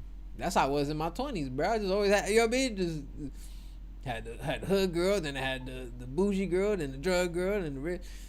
Man, the drug girl is crazy. I won't say that. The party girl. But I feel like I had, like I say, I only had like 3 real relationships. You feel me? Like, my whole goddamn life, nigga, longer than I was in alive, nigga. Shit. I got first relationship started at 15. No, I lied. About 14. Ever since then, nigga been in relationships. Shit, crazy. Sheesh. That's a long ass time. You 15? You still? Nah. My I guess I have 4 real 5. Every one of them bitches done had every one of them bitches done had a lesbian experience. I feel like all girls get a lesbian experience, man. I know. Shit, my luck. They want wait, hold up, man. Like you still sure that you not? You know what I'm saying? I've been trying to gamble the 3 all the time, bro. I want you by yourself right now. by myself. What about the bitch? They bring the bitch. But you said she was so. You said that how much you. I think this could be a shared experience for all of us. No, I. Man, nah, I'm a changed woman. Bitch, you wanna change now, bitch? The worst thing is when they'll tell you, when girl tell you, oh, under different set of circumstances, I would do this. Why would you put that in my head? Fuck is you talking about? Because now now every time, even a small chance part, I'm like, hey, babe, remember when you said? Now we gonna argue for 15 minutes because I'm bringing up something you said, and now you don't mean it no more. Man, nah, I probably have full. I don't know, bro. I don't know, cause low key. I ain't gonna lie. I'm grateful for the women that I got to experience and that's been in my life, and that's why I'm still like I'm grateful. I'm still like cool with jazz and shit like that, or like even some people that we might not talk all the time, but when we chop it up, it's still love. Like it ain't fucking it ain't crazy. You a real ass nigga. Nah, something like that. I can't have, you know what I'm saying? I'm trying to, like, if God forbid something happened to me, I want the stories about me to be great. Hey man, what they say about Batman? You either live long enough to be the villain or whatever the fuck else that shit say. But you butchered that shit up like a motherfucker. You would live long enough to be, what you said? You're gonna be a villain to somebody, nigga. That's what I took. What you said? Be a hero or live long enough to see yourself a villain, something like that. Jay-Z quoted that shit too. I forgot what song. Was it on Also Appalled? Dark Knight feeling. Want to be a hero or live long enough to see yourself become a villain. Went from the hated to the most. Went from the. What? Went from the to the most hated. Would you rather be underrated? What's rather be overpaid or underrated? More victories since minor league coaches. And yeah, already told you we made you cockroaches. Ferrari tested boats. Oh man, I need to hear that song again, bro. That shit goes crazy. I butchered that shit all up. That was such a time, bro. That was like fucking Watch the Dome. We talking about dark twisted fantasy. Like we talking about. Niggas would pull up to my house to listen to music type shit. Like, niggas like, hey, bro, pulling up. Guess what just dropped? Bad. It's an experience. Like, sitting in the car with 4 homies just listening to album just dropped. That's crazy. It's nothing better. We was so in it. Like, we was so in it, bro. It felt so good. And I remember pulling up the house parties when songs like were dropping, like I'm So Appalled, the shit like that. We just making a little mix CDs and we pulling up. You know what I'm saying? Because it was like a little flex too. Because it ain't like we had social media, but it was so prehistoric at the time that we wasn't getting our new music from that. We was still going to hotnewhiphop.com or 2dopeboys.com or goddamn whatever. You know what I'm saying? World Star was a big thing back then. Yeah, we talking about facts. We talking about MySpace. We talking about everybody MySpace was hard, bro. We was all coders and shit back then. We didn't even know it, bro. I remember I had like the TI wallpaper, and when you jumped on my MySpace, you hear big things dropping, big things popping, little things dropping. Oh, do it like you want to do it when you see me ball there from there to the F. Man, I remember nigga had the falling ladders. We was all coding. That's crazy. Yeah, bro. The new generation don't know nothing about that, bro. Hell no. Because the thing is, when you think about it, MySpace, it was like MySpace, then Facebook, then Instagram, and then everything else took off or whatever. I never really got into Twitter, but MySpace was like the central hub. It was like, oh, this is my profile. You know, everyone got a MySpace because we was trying to talk to the girls that we see in class for 15 minutes and like, oh wait, I found her on MySpace. I'm about to send her a message. Hey Raquel, I got you in first period. I hope you see this. Looking crazy. This is fact. These are facts. These are fucking facts. Never got none of them bitches, by the way. No, absolutely not. None of the, with the exception of one. And I didn't. That's how it worked. Yeah. All the bad bitches or the bad hoes that you wanted back then, when you was 13, 14, 15, they was all talking to 18, 19, 20-year-old pedophile ass niggas gang. They niggas. I'm like, bro, if you don't go get somebody your own age, bitch, I can't compete with you. You got a car, nigga. Yeah, there was girls in Richmond that were walking outside, and they boyfriend was picking them up, and they fucking Charger. How you got a boyfriend with a charger? The fuck going on right now? I tried to get you some candy from Mr. Jerry's. You ain't even want to talk to me. Of course you not gonna. No, yeah, bitch. I need a fag, bitch. I can get a car, bitch. What you mean? And it's the same thing. Once we got to high school, then all the high school girls are dating college people. It's like, bro, come on, man. I did get lucky. I got like, I'm saying, I got to experience one of my high school crushes, but for the most part, experience is crazy. Because I, you know what I'm saying, I'm more mature now, bro. So I gotta, you know what I'm saying, I gotta, cause who knows who's watching this shit? I'd be scared. Can you imagine? Cause that's why, like, even think about when I had my first apartment, and I was like, I wouldn't say her name, right? But when I was living with Shorty, you know, she was stripping, and you know what I'm saying, like, life was kind of crazy in 2020, 2012, 2013, 2014 for me. That was a kind of a trend, you know what I mean? Shit was wild. Like, why? I don't even know why. Like, in retrospect, why did I do that, bro? Because I had broke up. Me and Astrid had just broke up, and I remember me and Shorty reconnected, and she like, man, I'm trying to find a place. I'm like, shit, I'm trying to find a place too. And I just said, fuck it, let me try it. I talked to my mama, like, mama, what you think? She said, oh, Poppy, you know, if you think that's the best thing for you. I said, all right. Hell no. Nah, bro, that shit. Moving in with a bitch is never. Moving in with a bitch that you not cracking that you not in a relationship with is a terrible idea. Hell no. I ain't gonna lie though. There was one thing she did that. Platonic. I mean, yeah, cause it's funny, right? Cause we never did nothing when we lived together, and then, you know, circumstances outside of that was different, which is kind of strange. I throw rocks at that bitch. Bitch, you ain't give me no pussy, bitch. Throw some rocks at your ass. Nah, I ain't gonna lie, but she was raw with it too. Cause like when I have girls and shit come over, she wasn't on no shit like she would make me look amazing, bro. I'm so grateful for her, bro. Cause I remember one time, one of my exes spent the night, right, and her nosy ass. I'm sleep, bro. I hear, and I cracked the door. I'm like, man, what's up, man? What's going on? She like, oh, such and such in there. All right, I'm gonna make y'all breakfast. Don't worry. Like, bro, she, you know how she is, bro. That's hard though. Yeah, she was. I was like, man, I felt so good, bro. I went to work that morning on 10. Like, man, Shorty to make breakfast for me. And then it's funny because the girl, she was so uncomfortable. Like, she was looking at her because she at the time she was thinking, I'm telling you, nothing's going on. Like, you know what I'm saying? Like, but she didn't want to hear that. She didn't want to hear none of that shit. But yeah, bro, that crazy time. I remember when all y'all pulled up. Hey, let me tell you something. I remember when all y'all pulled up and we was lit, bro. It was dope as fuck. And I remember someone was like, man, James coming. And fuck, I didn't want to say it like that. I should have said better today. But I just remember, like, for whatever reason, there was like the energy was different. But I just remember James walking in and like the energy shifted. And I'm like, oh shit, what the fuck going on? Man. That's why I got that iconic picture with the homies. That was all of us. Oh yeah, bad bro. Shit, everybody was in that bed. We was D-Dot. Yeah. Didn't we go to Bully that day? Or maybe it was within that time.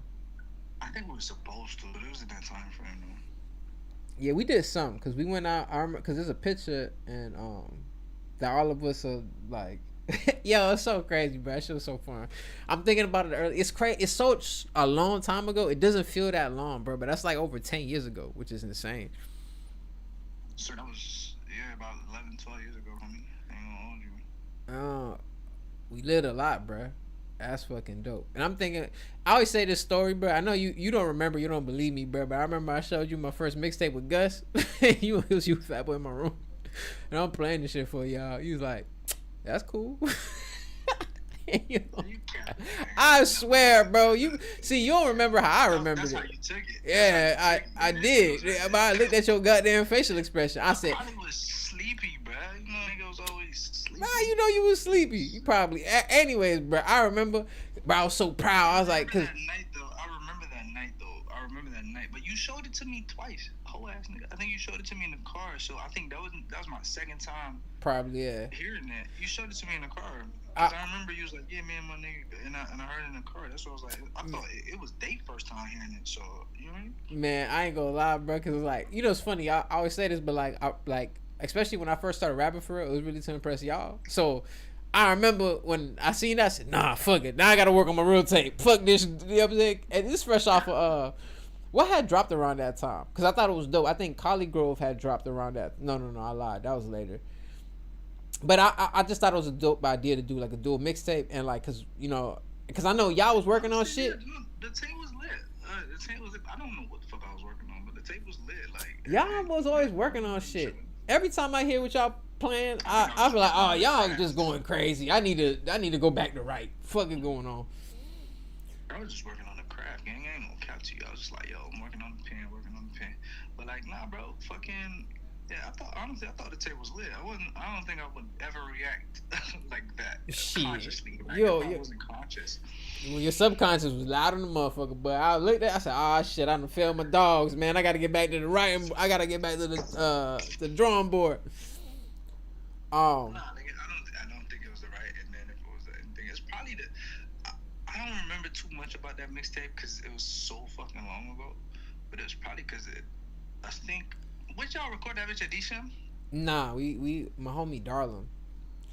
The quality was straight. Darlem has a fire ass studio because he was staying like 10 minutes away from the crib. So I was and Gus was down the street too. So it was just easy for us to record. I remember that. Yeah. For some reason, I remember that shit. I remember it. Yeah, Hey, I told you that story that Charles popped up on Darlem crib, right? I didn't. Oh my god! All right, so bro. So let me tell you. All right, for the pod. So y'all don't.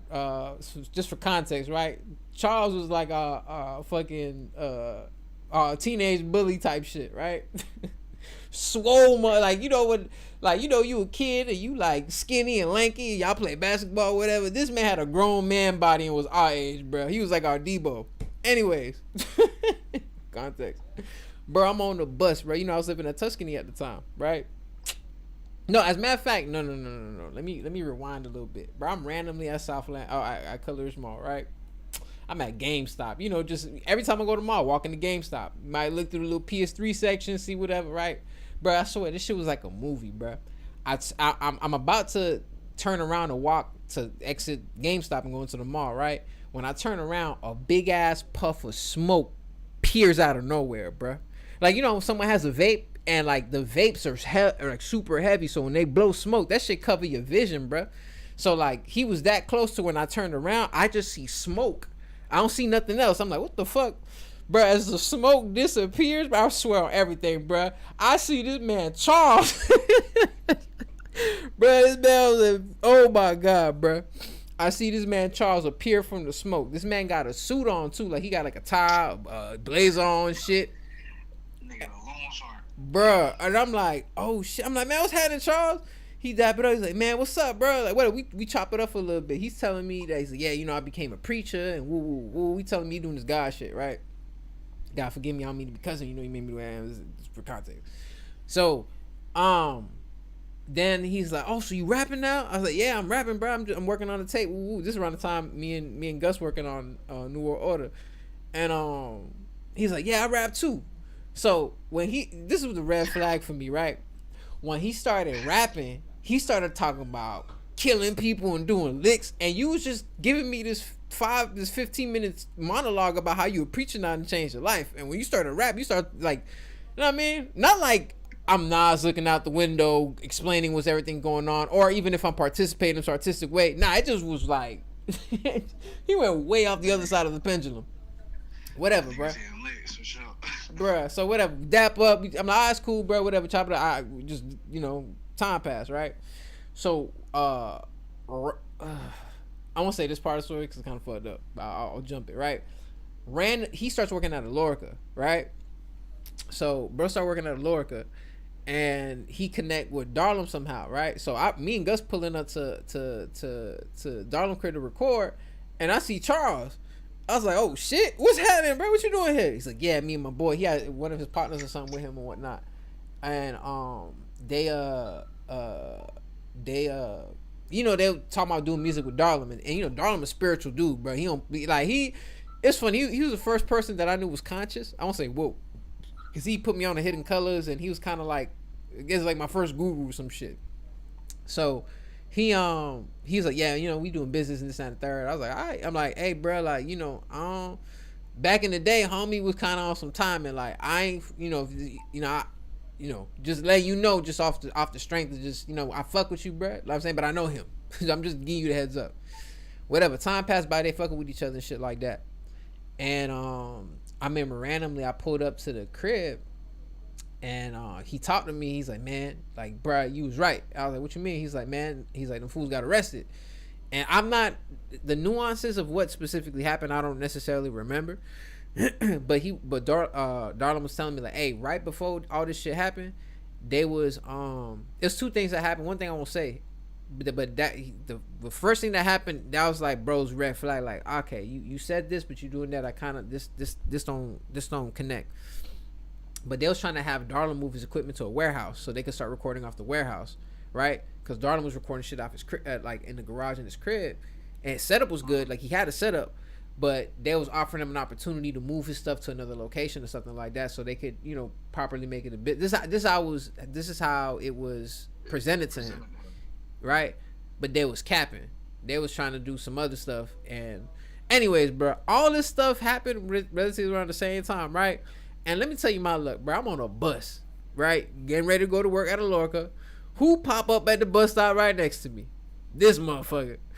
I'm like, damn, what's happening? Bro, it turns out, bro, he was living in Tuscany Place the same time that I was living in Tuscany Place, bro. On God.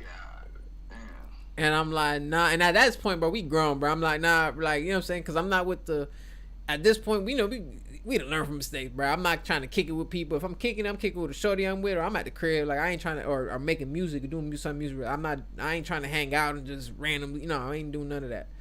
This is 23, 24-year-old me already thinking. This is why I am the way I am now, thinking about it. Because I had to condition myself, like, nah, I can't just do everything with everybody, because that's what put me in bullshit position. So let me just, that's what turned me into a loner.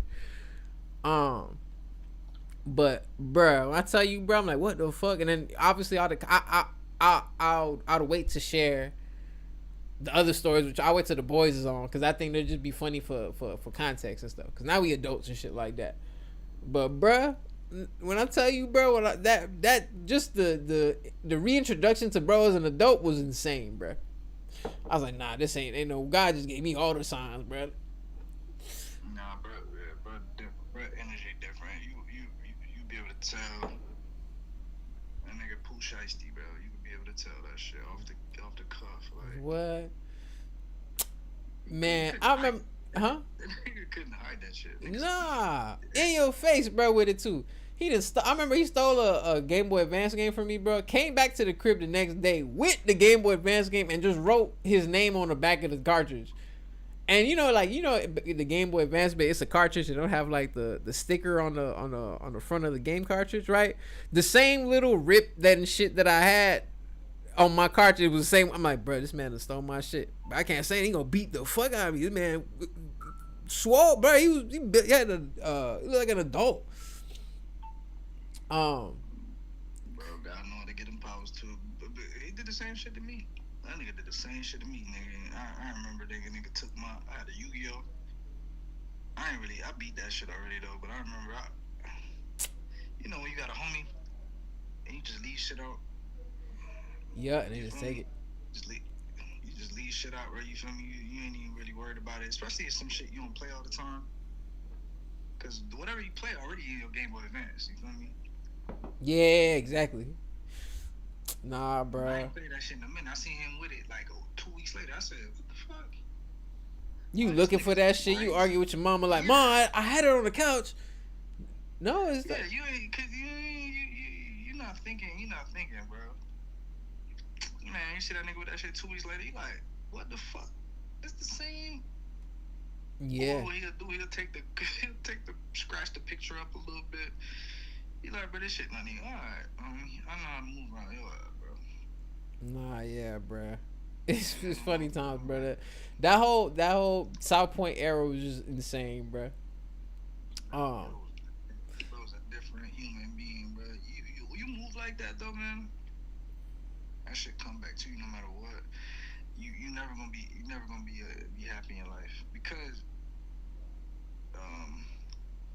you're always gonna move like that. You're always gonna the way you develop your brain, especially even as an adolescent, especially Mm-hmm. like they're starting to do studies now to show like if your whole life you've tried to like let's say you're in elementary and you've been cheating on tests from elementary up until high school and you're about to go into high school, Mm-hmm. your brain is naturally now your biological chemistry is naturally now like geared towards looking for ways to not go the straight and narrow path when it comes to tests. You're like, I'm gonna look for ways to cheat on this test. I'm gonna look for ways to finesse. So now your brain is shaped towards that type of process, and you know what I mean. The outcome's gonna be the outcome, but so bro, you do that from you a jit, bro. You never gonna be on the straight and narrow for real, bro, unless you get some psychology or some reverse fucking, cause you've been doing that so long. You know what I mean? It's kind of like even with Fatboy, I see that shit with Fatboy too. That nigga kind of finesse his way through a lot of shit, or like he finesse his way through a lot of schooling. That nigga can't. That nigga ain't trying to study for no shit, bro. And that shit burn him out quick. Like he ain't trying to. He trying to pay a nigga in Guatemala to do that bitch for him. You feel me? Nah, but it's true, bro. It's true. That conditioning. Yeah, and you know it's funny. That's why I like you was referencing studying, and I think like when I talk to Jazz, she's like the complete opposite of the pendulum scale, of like I have to study every little aspect of this. If not, that I feel like it's incomplete, right? And she conditioned that way to where she might overexert herself to where like that'll bleed into different aspects of her life. Like people that always feel like they got to do something. I feel like I'm like that, where like when I like even now, bro, like wake up. All right, let me write something. All right, cool. All right, and get ready for work. All right, shit, I'm here too early. Fuck it, I'm gonna go to the gym. All right, I'm back from work. All right, bet. Let me get ready for the pod. Like, and not necessarily, and and this is just I'm just talking about today, kind of exception. But like, there are times where I feel like I do have time and space for myself, but I'm so conditioned to keep working that it feels foreign, or like it feels like, why am I just not doing nothing? I can't even, because there's always something to do. But that's constant conditioning, right? So like if something like you said, like if you used, Constant. yeah, But it's they've been doing studies on it now, and it actually changed the shape of your brain and your chemical makeup of the human being that you are. You know what I mean? So it's like again like you do good, you are what you do. You are what you do on an everyday basis. So going back to Charles, bro, he never gonna live a happy life like that. Homie. Like he's never gonna. He doomed himself young. Like man, you I so hope, young that man, it I comes hope to you. I hope that man changes. Like I want to put that. I I hope think, so too. yeah, I think, And you can change. Not to say that you can't change, but it's gonna take. And I think that's why a lot of people go to religion or they go to Christianity and then they change their ways. Like and people do change, and as they get older, they do change. But more so, man. Hopefully, hope homie change or hope homie see and do better, man. nah, facts, bro. But it'd be a dark path to change. You gotta go through some shit. Yeah, Most bro. people gotta go through shit to change. That life skill tree is crazy, bro. Because I feel like as an adult, I'm feeling that now, not being more responsible financially, where I lacked in like it's like, all right, you playing 2K, right? And I've been working on my mid range shot. I've been working on my layups. I've been working on my dunks, right? But now I'm in a position where I'm forced to take threes, and I ain't working my three at all. I could kind of get it in, you know what I'm saying, if I'm open. But if you depending on, I can't. And I feel like that's how in different layers of life, like there's people that are super rich, but they lack social skills because they've been on the front of a computer all day, every day, Yeah, and they've like been grinding all the they've been yeah, grinding. or like sometimes certain aspects of your life you wasn't able to. It's just kind of like if you've been hoeing for a long time, when you finally find a woman that's like, oh shit, all right, bet this is gonna be real. Your tendencies are so conditioned to be doing other shit that it's gonna be difficult to you know what I mean? Turn that, yeah, it's gonna be Yeah, difficult to turn that off, yeah, for sure, bro. yeah. Rewiring and resetting is a motherfucker, bro. Oh, super dope, That's bro. I seen YG was on Big Boy in the morning, and he was talking about like his album or whatnot, and like the concept of like killing his old self. That was like the theme necessarily of like the tape, and I thought that was such a dope approach because even when he was talking about the sequence of his album and shit like that, I was like, oh, I didn't even catch that. Oh, that's fire, bruh.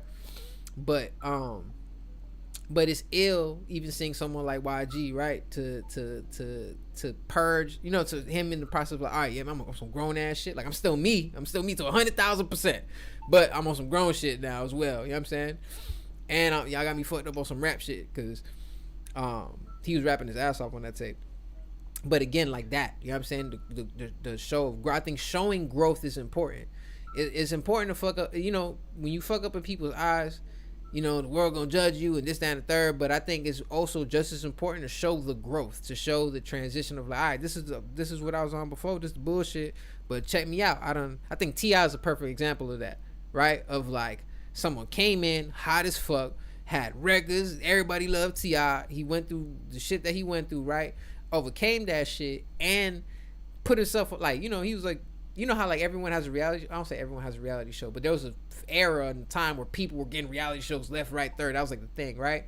So he even put himself in that space and was still able to not compromise T.I. Like, oh shit, I'm showing y'all the family man. Like I'm showing y'all like who I am, and it's still 100% me, but I'm giving y'all insight to we got to see the growth of our artists in real time.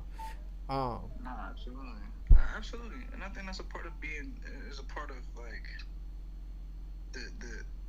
the celebrity game too, right? Because again, our generation is the first to develop with celebrities and develop into that, right?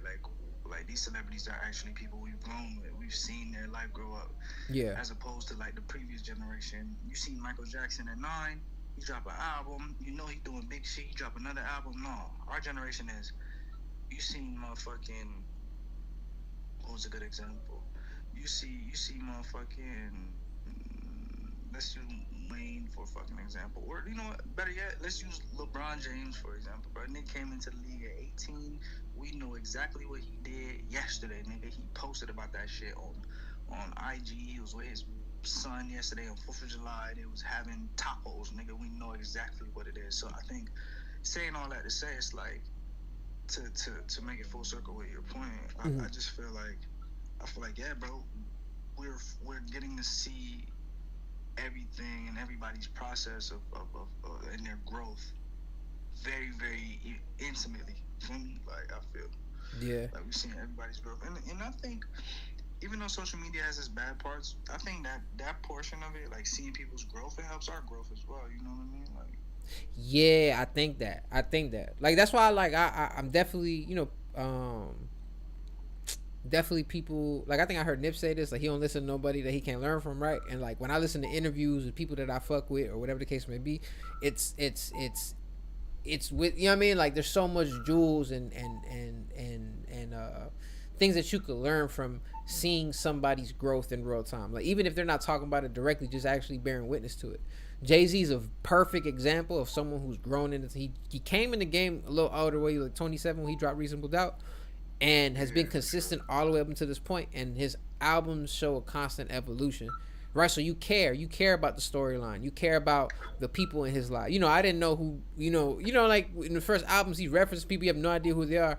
By the time you get to 444 and he references something, if you a Jay-Z fan, you're, oh man, I remember he said this person's name in Life Sometimes Sean Carter Volume 2 in track 7. Like, you know what I'm saying? Like, but yeah, I think bro. I mentioned this last pod, but I don't know if I told this to you or we talked about it. But I was watching the interview with Tupac, right? And thinking about this now, it's like damn, it's fucked up, but it's so dope that. Anyways, my bad. So Pac, they was asking Pac. This is like I think he was filming Gridlock, and he was in an interview, and they was asking him like, oh, so what do you plan on doing next? And he's like, man, I can't wait to get into film. I'm writing scripts, and he was saying all these things that he wanted to do that he ultimately didn't ever get to accomplish or whatnot, right? But our generation of artists that we got to see grow up got to do the things that Pac wasn't able to do. That makes sense. Like, think about someone like 50 Cent, who 50 Cent out the gate came out guns blazing and fucking went diamond and fucking dropped G-Unit and had fucking all these type. I love the Massacre, by the way. Massacre is actually my favorite 50 Cent album. I don't give a fuck what y'all say. That's a crazy statement. man. Damn, baby, all I need just a little bit of this, a little bit of that. Get it cracking in the club when you hit. Man, come on, bro. The massacre's crazy, bro. The massacre is fucking crazy. Man, all right, we ain't gonna go into that. I can agree, but Get Rich or Die Trying is still. I love Get Rich or Die Trying. Yeah, I love Get Rich or Die Trying, but I'm just saying sonically, the massacre slap, bro. But that's just my opinion. That's just my opinion. Okay, this is my opinion. I don't want people. Yeah, man. If I was on the comment section, what? How dare you say it's blasphemy? I'm sorry, bro, but that's my opinion. Like my favorite Carter is the Carter 4. That I love that the master. I'm not saying it's better, but that's my favorite, right? Oh, then you can have your favorite. Yeah. I might like it better. You know what I'm saying? Oh, you know what I'm saying? I think it's time, like, when you listen to shit, they might have a different, more connection to it. But yeah, like I said, Left Earth. Yeah, I don't. Left Earth. Yes. Oh, but going back to my point, then, cause bro, I just finished season 1 of Power. Huh? Left Earth on Red Light District. We in the red. Oh man, I ain't gonna lie. Jay-Z slept on that beat. Cause I was watching the Black Album documentary, and one of the beats that Timbaland played was on. I'm not saying Jay-Z slept on it. Everything happened what was supposed to happen, but I remember that beat played the. Hold up, little shorty, what it is? Little shorty, what you want? Some violent shit. 2-stepping laid back, still wild shit. Hold up, hey baby, I got the potion. Take a sip of this, put your back in motion. I'm like a needle in the haystack. So pay. Oh man, bruh, you know what song I'm talking about? Yeah. Bruh, yeah, Red Light District is hard. Bruh, I ain't gonna lie. Maybe this is a bad opinion. I know this might. I don't know, but I think in the 2000s and 2010s are some of the best albums in hip hop. Like not the class, right? I feel like the 90s has all like the classic. Oh my god, like. But I'm just talking about album wise and like structure wise. When you think of like T.I. Urban Legend, when you think about Thug Motivation 101, right? When you think about motherfucking graduate or shit, College Dropout. When you think of motherfucking 50 Cent, Get Rich or Die Trying. When you think of the Carter 2, when you think of the documentary, the albums, bro, were insane. You know what I mean? Shit, I ain't gonna lie. I know we talked about this a while ago back, bro. But you know what album is so motherfucking hard and people don't really talk about like that? Young Jock first album, bro. I remember that shit was big when it dropped, bro. Oh yeah, that shit was fire. I don't know why he did he not recoup like that album was fire. I don't know what the back end thing was, but that was everywhere, bro. We was going to the skating ring when our white tees talking about meet me at the club. It's going down. It's going down. Yeah. It's going down. But even that's a lot of songs on the album I like, right? Yeah. J's on my feet. Along that. You know who was killing shit but don't get enough credit for it? Who? That motherfucker. 2 niggas actually. T-Pain and motherfucking Akon, but they was smacking shit. Yeah, bro. No credit for that shit. They was out of here. But you know, T.I. just interviewed T-Pain not too long ago. It's ill to hear they dialogue to, you know what I'm saying? Like, you know what I'm saying? Because they was relatively out around the same time. T-Pain, the Florida boy. Yeah. You should check that out. That episode is actually part of fire. I haven't finished it, but I've seen bits and pieces of it. Like, but yeah, T-Pain. Oh man, bro, that was a whole era of when T-Pain was hot when we started going outside, bro. So we was listening to all that. I'm at the bar. I'm with the bartender, girl. If you looking at me, I'm with the bar. Yeah. Oh man, that's when like Pretty Ricky was popping too. I was just watching Effective immediately, and they was talking about it was ill because I think they went to the actual verses where Pretty Ricky versus B2K. Are you up on game on that? Nah, hell no. You ain't know what was happening? Yeah. Bruh.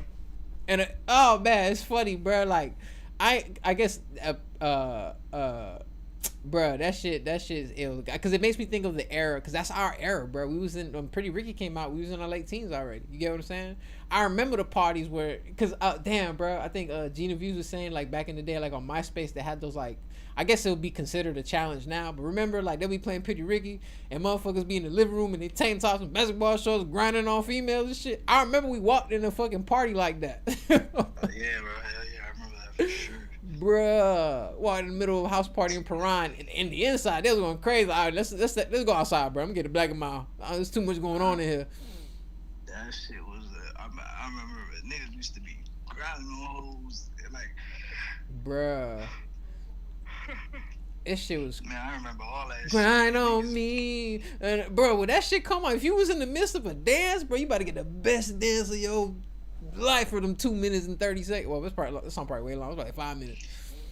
And that bitch probably got no shoes on too. That bitch been dancing all night. She done kicked the shoes off. Yeah, it's over with, but shoes off, God. Damn. She ain't want to dirty them forces she had just got. You know she got wearing to school tomorrow. But nah. You feel me? This somebody's daughter out here, bitch.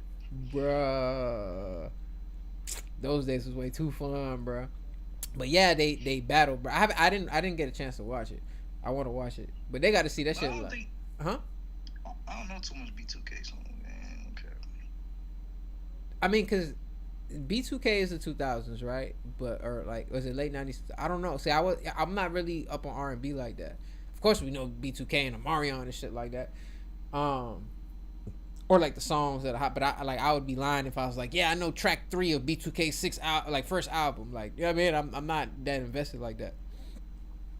And obviously we from Miami, bro, so I'm gonna be biased to goddamn Pretty Ricky, bro. I just know everybody love Pretty Ricky.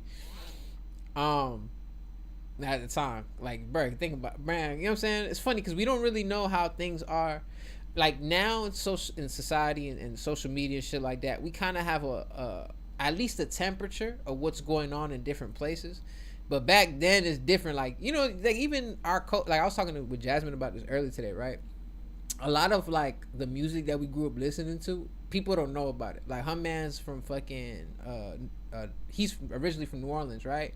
So when she's talking to him about like Iceberg or Ball Greasy or these songs like pull out the stick, pull out the stick, you know, shit like that, like they're like, huh? What the fuck is that? You know what I mean? Shit. I mean, that's a South-loaded classic. Yeah. All the way up to Fort Lauderdale. I mean, like, you know, like. Yeah, bro. South-loaded classic. I remember, bro, especially like 11th grade and 12th grade, bro. You couldn't escape listening to Iceberg. You walk in the parking lot, Iceberg playing. Pep rally, Iceberg playing. You go to the house party, Iceberg playing. Iceberg was like back in the day in South Ridge. He might be in the motherfucking house party. Yeah, bro, chilling, and nobody ever like, oh shit, that's Iceberg. We kids, they wouldn't try to fuck with Iceberg. But it's funny because like I was thinking about it now. I remember back in the day in South Ridge, people had 2 favorite rappers. Either your favorite rapper was Lil Wayne or Iceberg. What? Man, I'm just speaking general consensus, but like an era, because I graduated 08. I graduated high school in 08. I was 18, so like that's what we're consuming at this time. I mean, don't let the skin fool you. I'm 36. I know I look 20, but that's just genetics and God and alkaline foods and shit. Man, I think you got Berg. Mm-hmm. Man, you got, you know, I think, hey man, everything was how it's supposed to be. Man, Shit. I ain't gonna lie. South Florida had a little mood. I remember there's a song with Briscoe and Ace Hood that goes so hard. It's like, I got the cash on deck, who's on deck, and I don't see y'all. That shit used to go crazy. But again, it's like, or even like we think of a song like "Bitch on Me" with Briscoe. Briscoe ended up against, because Briscoe was on the Carter 3. He was inside of Cash Money. He did have some slaps, because I remember seeing Briscoe on like 106 and Park and shit. Yeah, Briscoe. Everybody has like that. I'm posted with a hood rat. She think I love her, but I use her for food stamps. Ain't know it was hard. I remember in the music video, they flashed the food stamp card. I remember back in the day, that bitch had an American flag on that motherfucker until they changed it. Oh yeah. Yeah, I was like, oh, how nostalgic, bro. I'm like, that's the same my mama had. My sister had that bit. Yeah, bro. Briscoe had a nice run. Goddamn. I remember, you know, L2. Maybe this is why, because I remember 07, 08. This is when Khaled was going crazy. So like, and Oh he, yeah, yeah, like all the crazy remix. yeah. So like, we was seeing Miami on screen, but it's like with a, you know what I'm saying? Like, but it's like the We Taking Over videos in Miami. But you got T.I., Wayne, Birdman, goddamn. Who else was on We Taking Over? Um, fucking Song and spread Rick Ross, right? Boss, it's what I does to get money every day I does that. Nah, Biz. man, facts, That's how I ride facts. too. Oh, and Fat Joe had an ill verse on too. Fat Joe had an ill ass verse on that bitch too. And it was That's like, the thing though. Like if you jumping on that bed with all them greats, like you gotta come with it, you know. So niggas show it their best. Like I want to see that in 2026, bro. Like, I don't mean that in 2020. I mean, I just want to see that with the new generation, bro. Nick, I'm telling you, bro. There's so many fire new artists right now, bro. There's a it's tough lot. though. I think the new artists got such an uphill battle because hip hop is so it's so not hip hop, just media is so segmented now where it's like we're getting our songs and shit like from and we're getting so much different content from so much different places. I feel like it's tough for them to get as big as like a Ti, get as big as No, like a Wayne without being like a YN, a young boy or some shit like that who have a yeah. major following. It's so tough. And even that, I'm not saying it's impossible, I don't think but it's another very tough. YB. It would just be a different rendition of whatever. Cause I get what you're saying, the energy, right? Cause like YB is like the biggest new artist, right? Like his fan base is like, Rapper, is a yeah, rapper, it's but he's like huge. the only. He's like one of the only rappers that got that like that right now, right? Would you Where it's consider like YB a superstar? absolutely, man. Yeah. Like he's superstar status because he's even starting to like enlighten himself, which is certain shit that I've seen Mm-hmm. posted. And you know you only enlighten yourself when you just got so much motherfucking clout and money that you just bored with yourself. Like he's like, man, he's just trying to be a better person, right? Like I think he's a superstar. I think me Actually, she's personally still though, young as fuck. He was like 26. he's still a baby, bro. Still a baby. Me personally, like newer artists, it's hard for me to see the allure. But at the very same time, I could see why somebody would say that about Wayne when I'm listening to Wayne, motherfucking the drought, 2, 3, 4, 5, 6. You know what I mean? So like I Round understand. the So city with some brand new heat. Brand new heat. Pull out mm-hmm. in, brand new What it, So like you know what I mean? yeah. Like it is what it is. I pray that young boy does. This time, this money, this clout, everything is temporary. It's all temporary, and nothing lasts forever. So I pray he invest that money, stack that bitch too, and should do something spectacular with it than just something for himself. You know, like cause none of our gifts are for ourselves. It's for what it's how you inspire people and leave it here. So and leave what you leave here. So I No, hope he do yeah. something spectacular with it than just living a vain life that we all accustomed to rappers living. Hope he does more with it. Not word.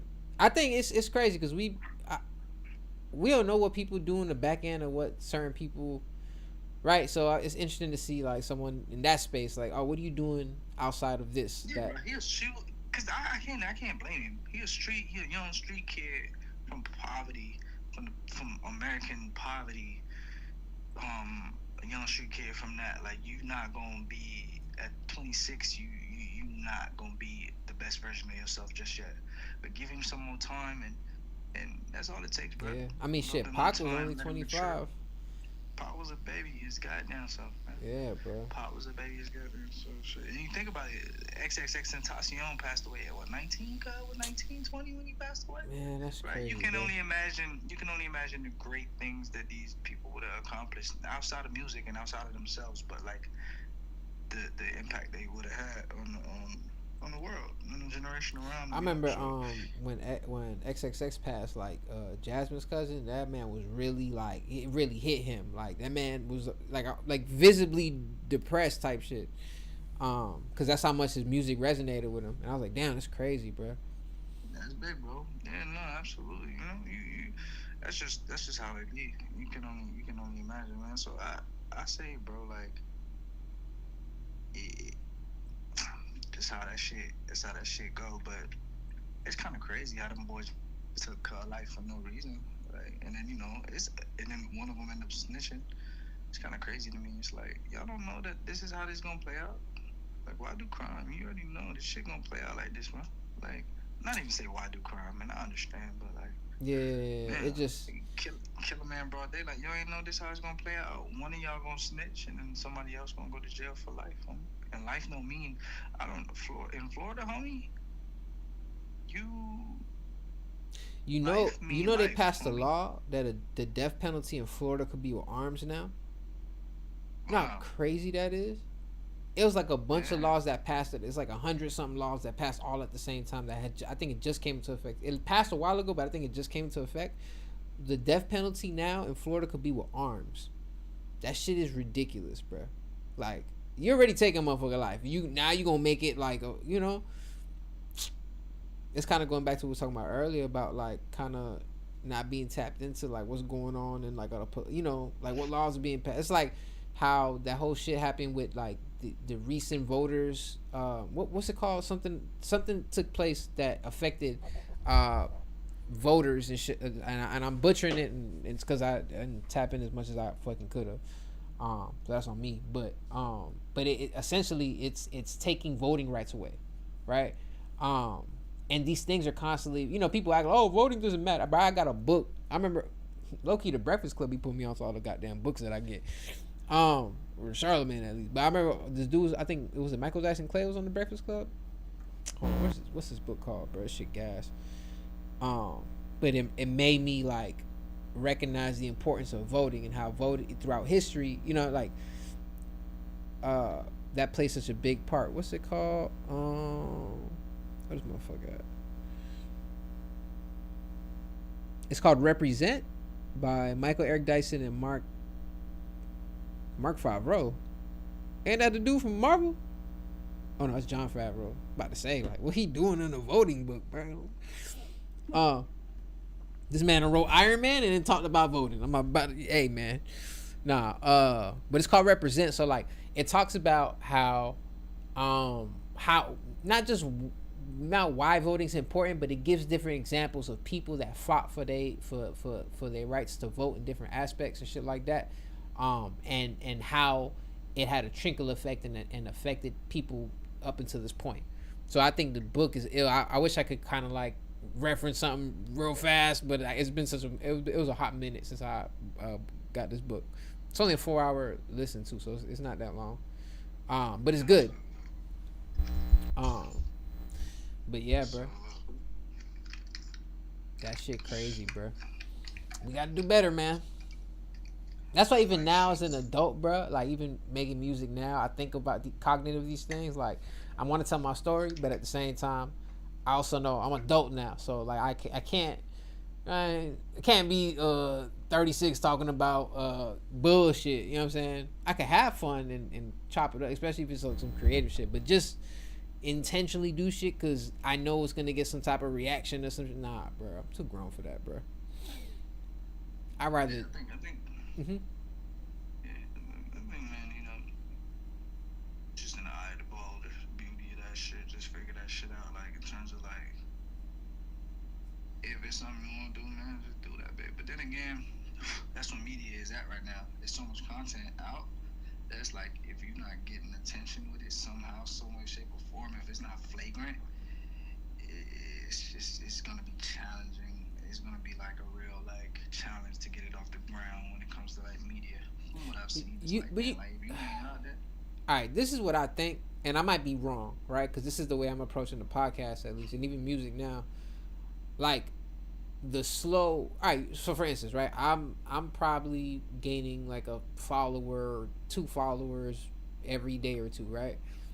Right, slow steps, but the chances of these followers, especially on YouTube, that's the platform I'm primarily using, right, to kind of gauge like who am I, like real fans and shit. But because it's not like flooded, like I'm not seeing 30 people just followed me today, or 50 people just followed me today. Chances are, because I'm at such a low space, bots are not following me, right?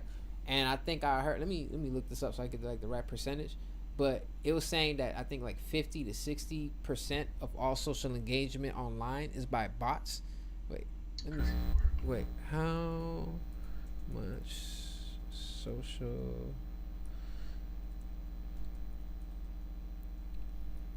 I wonder why. To well, for instance, I was hearing Glass of Malone talk about how it was something that had to do with Drake, and he was referencing like, you know, how when the label will give you a marketing budget, right? And he was saying that it seems that a lot of the marketing budget and I hope I'm not butchering this was allocated towards changing the narrative, because when you see social media, there's a lot of, oh, Drake actually won the battle, or Drake did this and this, that, and the third, like kind of trying to rewrite history, like they not like us didn't happen, and that's media fed, right? You have, like, I didn't even know that the majority or a big portion of people that clip, it's like a clip. There's one company that handles clips for almost everybody, right? I had no idea of that. I'm like, huh, right? But like the major fucking streamers and this, that, and the third, they all use that. Like it's all like the symbiotic relationship type shit. All right, it's saying right now, my bad. It says estimates suggest bots make up to 20 to 50% of all social media engagement. So if it says 60% of internet traffic is bots on social media, 40 to 55% is if 20, it says the AI says 20 to 50, but then I see other article that says 60. So let's just say average 40%, right? Somewhere in this middle. I can only imagine when you have hundreds of thousands of followers, how do you differentiate who's a bot and who's a real person? Like, you're not going to sit there and look through the comments, click, and most people, like, it's funny when I think about it, right? Because like there's people that I know in real life that have like an Instagram only because they follow celebrities or whatever the shit they follow. They don't even post nothing on their shit, so they look like a bot, right? And then you might have bots.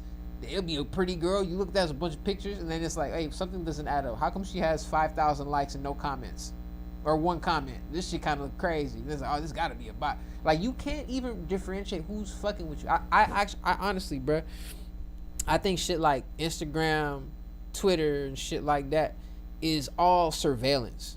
Like, what are you doing? Because it ain't.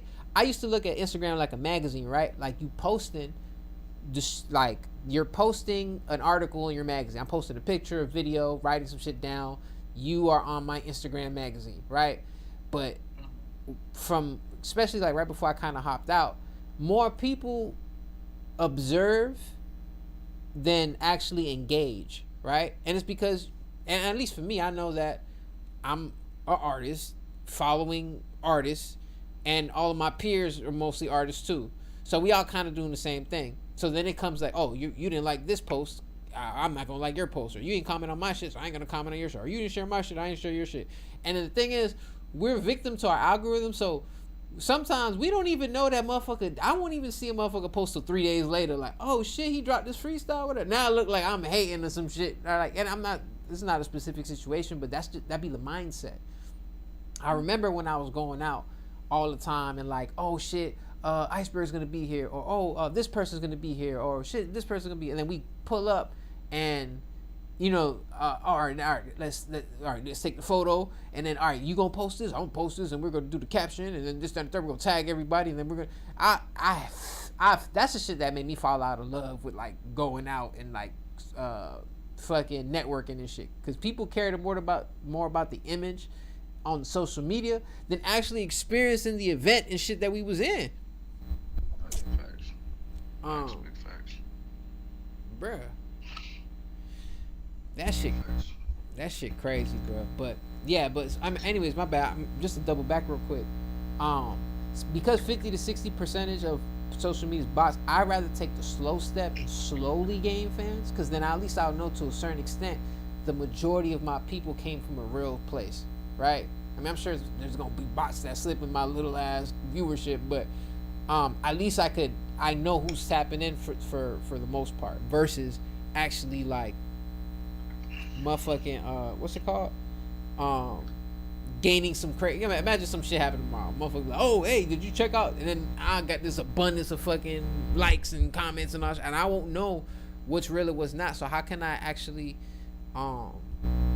how can I actually gauge my audience? So that's why I love YouTube. Yeah, at least for the most part. If you got a YouTube account, using that bitch. Eric, my mama got YouTube. Um, No facts. Like, I think that YouTube is the slowest growing, but it's the best. yes. Because sometimes it's the best is the slowest one. Yeah.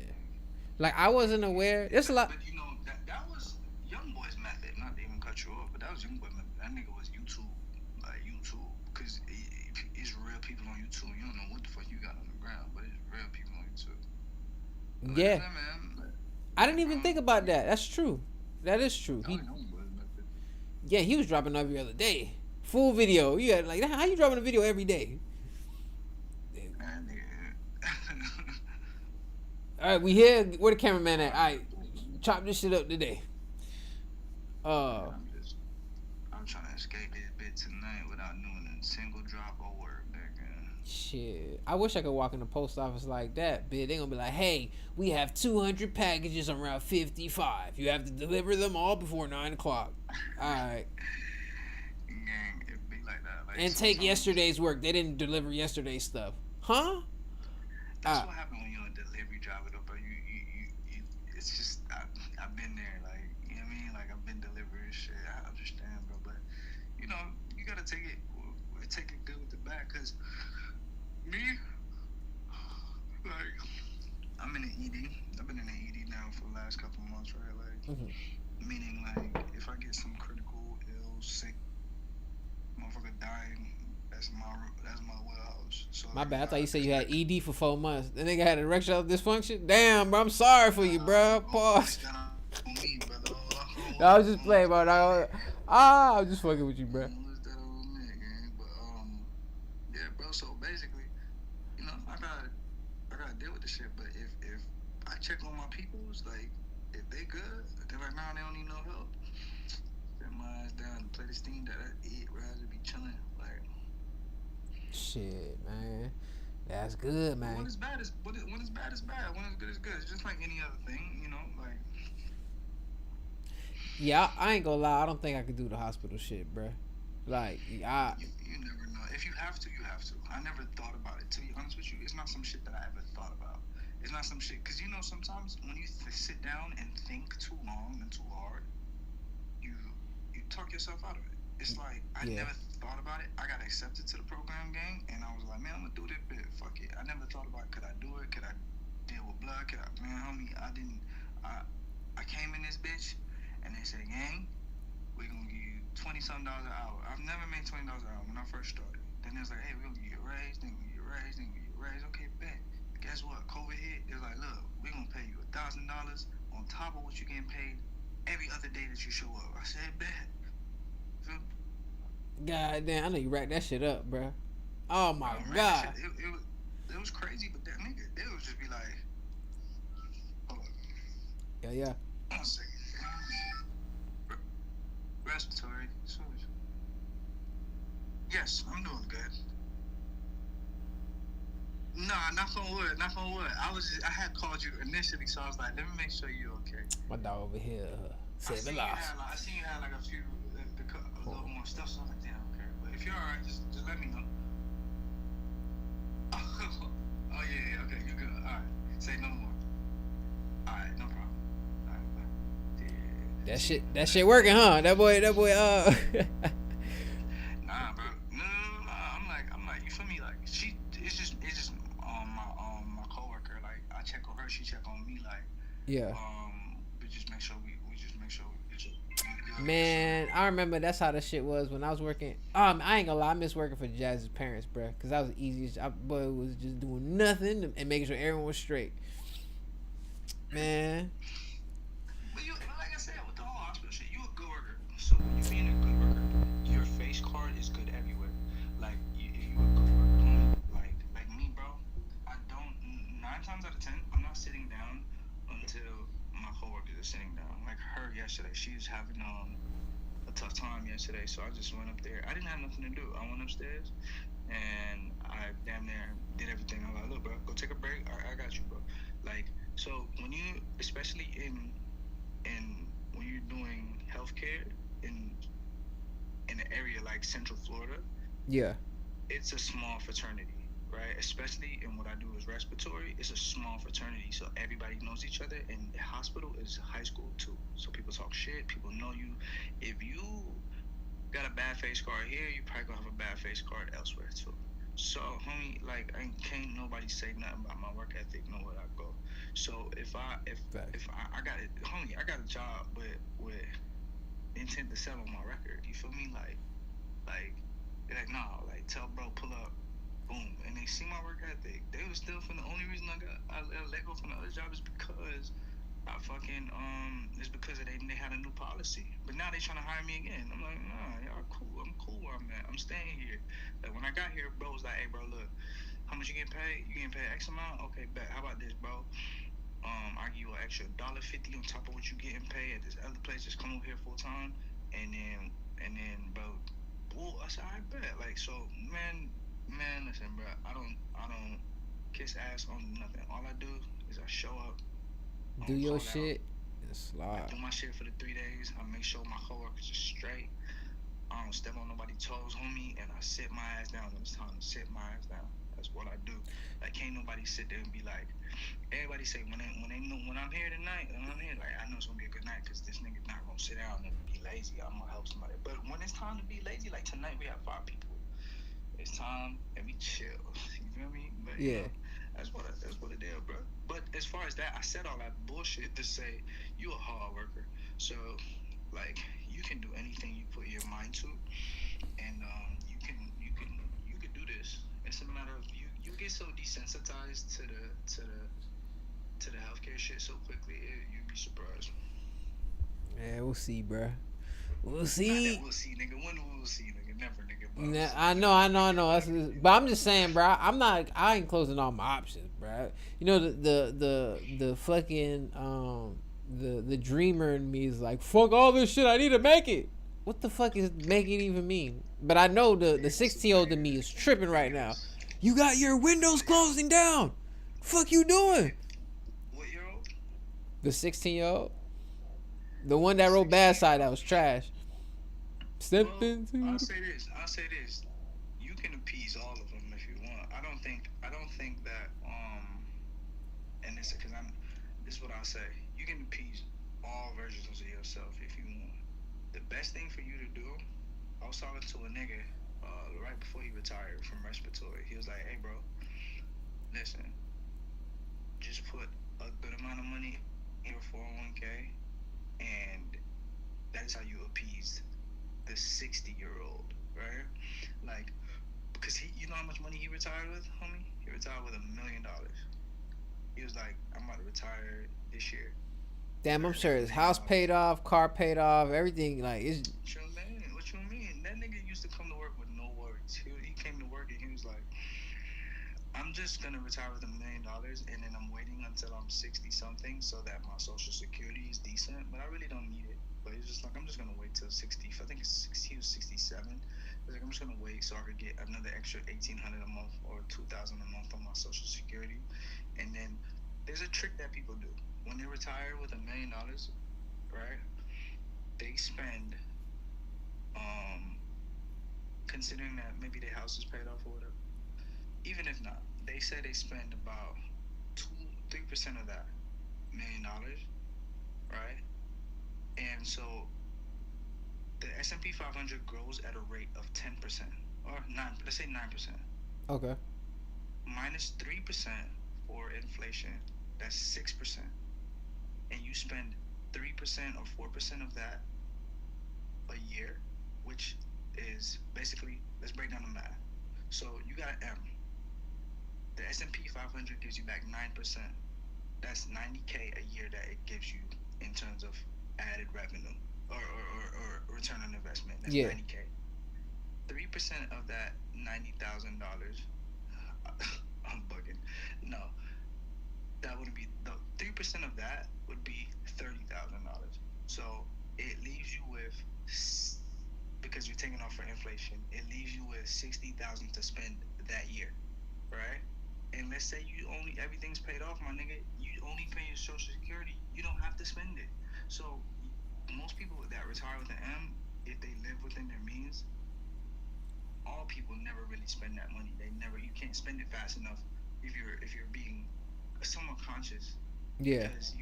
because you're making 90,000 a year off of that return, and then you're really if you spend 60, but you going crazy like in retirement. What the fuck you spending 60K on? Like you going crazy.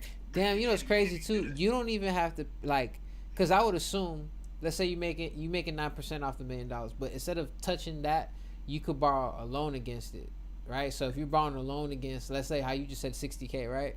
I would pay the interest on the loan, which is the 60K, but not necessarily taxes on it because I'm borrowing against it. So instead of pulling the money out, because that would be considered an asset at the time. No, am I tripping? I don't know about that. I don't know too much. I can't speak on it. I don't know if that's a loophole. I don't know. I can't. Because that's from my understanding. Because it's just like how, all right, cool. If I have a business and I put $20,000 in the bank, I could borrow 20,000, or it'll be under that, depending on your credit and all that type of shit. But let's just say I have 20 in the bank, I could borrow 15, right? I won't pay taxes because I don't pay taxes off the money. Like if I have 50, let's say I have a business opportunity, right? And I know, okay, if I invest this $50,000 or I invest this $20,000, I'm gonna get a return of investment. Let's just say I'm just putting numbers out because I don't know how this shit really, But let's say I'm gonna make 30K off this 50,000, so I know I'm gonna get $80,000 back, right? That's 30% or whatever. Yeah. Right? I'm gonna make 30K off this $50,000 investment. Now, I have 50,000 in the bank. I could take my own $50,000 out, right, and use that. Or instead of using my actual money, I'll borrow the $50,000 instead and use that to pay to make the investment. And because I know I'm getting $30,000 off of this $50,000 investment, the interest is gonna get paid with that 30,000. Like I'm not gonna use my money. So then in turn I made whatever. And then I kind of see what you're saying. I don't necessarily think that you want to be borrowing money when you're retired and shit. But then again, I don't know. I think it's something you have to work out the numbers and farm for about. You have to work out the numbers. I think. I don't know. Maybe it may work out in your favor. I don't know. It just seems like a lot of shit to be doing when you're 68 years old, but trying to live a simple life. Yeah, you ain't thinking about that shit. Like I'm trying to go to Jamaica this weekend. I'm not thinking about, all right, call the bank, take the loan. No. Just think about it. You retire, homie, right? So all I was saying was, bro, the nigga told me basically, homie, put a good amount of money in your 401k. Don't think about it. You're young. We may not be young in the rap world, right? You're 36. You're young. Most people are gonna retire at 69 years old. You have 33 years of market growth. Time in the market is better than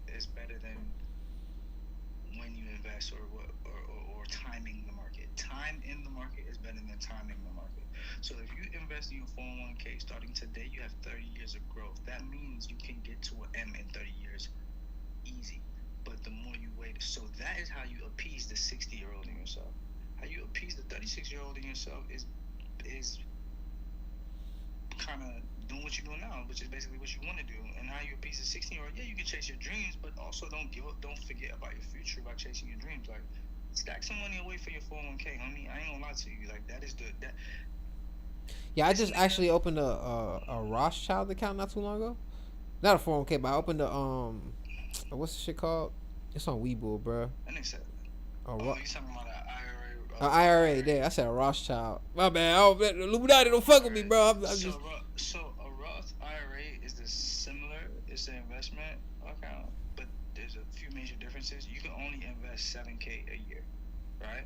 So that being said, that should be fine for you. You can only invest 7K a year? Yeah, because it's not taxed. Once you put it out, they can't tax it because it's already taxed money. So that is their loophole. It's like, all right, bitch, we can't tax you when you pull this out, but we can't tax you on the gains, but you can only put 7K a year. It used to be 6,800, now it's 7K. So you can only put 7K, and not only that, you can pull that motherfucker out when you're 59, tax free. 59 and over, tax free. Remember that. I'm gonna start working on getting the 7K in that bitch a year, but shit, You can. I would say, what is that? That's a smooth 500 a month roughly. Yeah, that's a smooth 500 a month. You Yeah, can do that. and I can. That's a Once October hit, that's when 60. No, I. I lied. I lied. That's like 525 or some shit. Anyway, if you can do that, homie, I'm telling you, over the course of 30 years, if you go to like, all right, let me do this right now. Hold on. Hey Meta. Never mind. That shit Maybe not. Meta will tell you. $583 a Meta will month. tell you $583 a month, and at a 10% return on investment over a course of, you'll be 59, 20, over the course of 23 years, you probably end up with probably like 400K. That's not bad, unless inflation hit. Or I mean, inflation gonna hit, but I'm saying unless it's some. Inflation gonna hit. It's gonna take into consideration that anyway. Oh, so we'll see. That's not bad. That's not bad. It's good to. Man, all I'm working on is saving. So I ain't doing shit. The meal prepping. I'm trying to stay at the crib. Like I have days off, I'm gonna do some shit, but I'm not trying to do the most, bro. Cause I kind of hold, not kind of hold my whole 20s. I wish I was thinking of these things when I was buying So, Jordans you and would getting have tatted and buying jewelry and shit. over the course of 20 years in the S&P 500, you will have, at a 10% return, you will have 343,000 at 20 years. So in 23. So here's the thing. That people. Damn, so I got 300K at 56. At 56, yeah, bro. That's what I wanted. I was about to, you know, it's funny. I was about to hit the group chat. I'm like, hey, y'all boys, man, invest in the S&P 500. Like, start investing $200 a month and then increase it gradually as you get paid more. I was about to hit the group chat and tell y'all boys that, because Einstein said it best. The eighth wonder of the world is compound interest. Compound interest, gang, is literally your money compounding on itself. I'm sure you know what it means. So over the course of 30 years, 20 years, you're gonna have 343,000. Over the course of 30 years, you're gonna be how old? 66. That's $1.1 million. Tax free. You pull it out tax free, homie. You got money for your kids, homie. You got like, and that is exactly how that nigga retired with $1 million, bro. That's crazy, man. man. I say that to say this, homie. It's not false. I have 10% return on investment right now in my acorns. 10% is still the same. The S&P 500 is still the same shit. So I just say, man, listen, bro, all this shit fake, bro. If you could budget, like find a way to budget your shit, I ain't gonna lie, it's hard for me. You know how much I invest? I'm trying to tell you, invest 583 a month. You know how much I invest a month, homie? I invest 2K a month. Mm-hmm. Goddamn.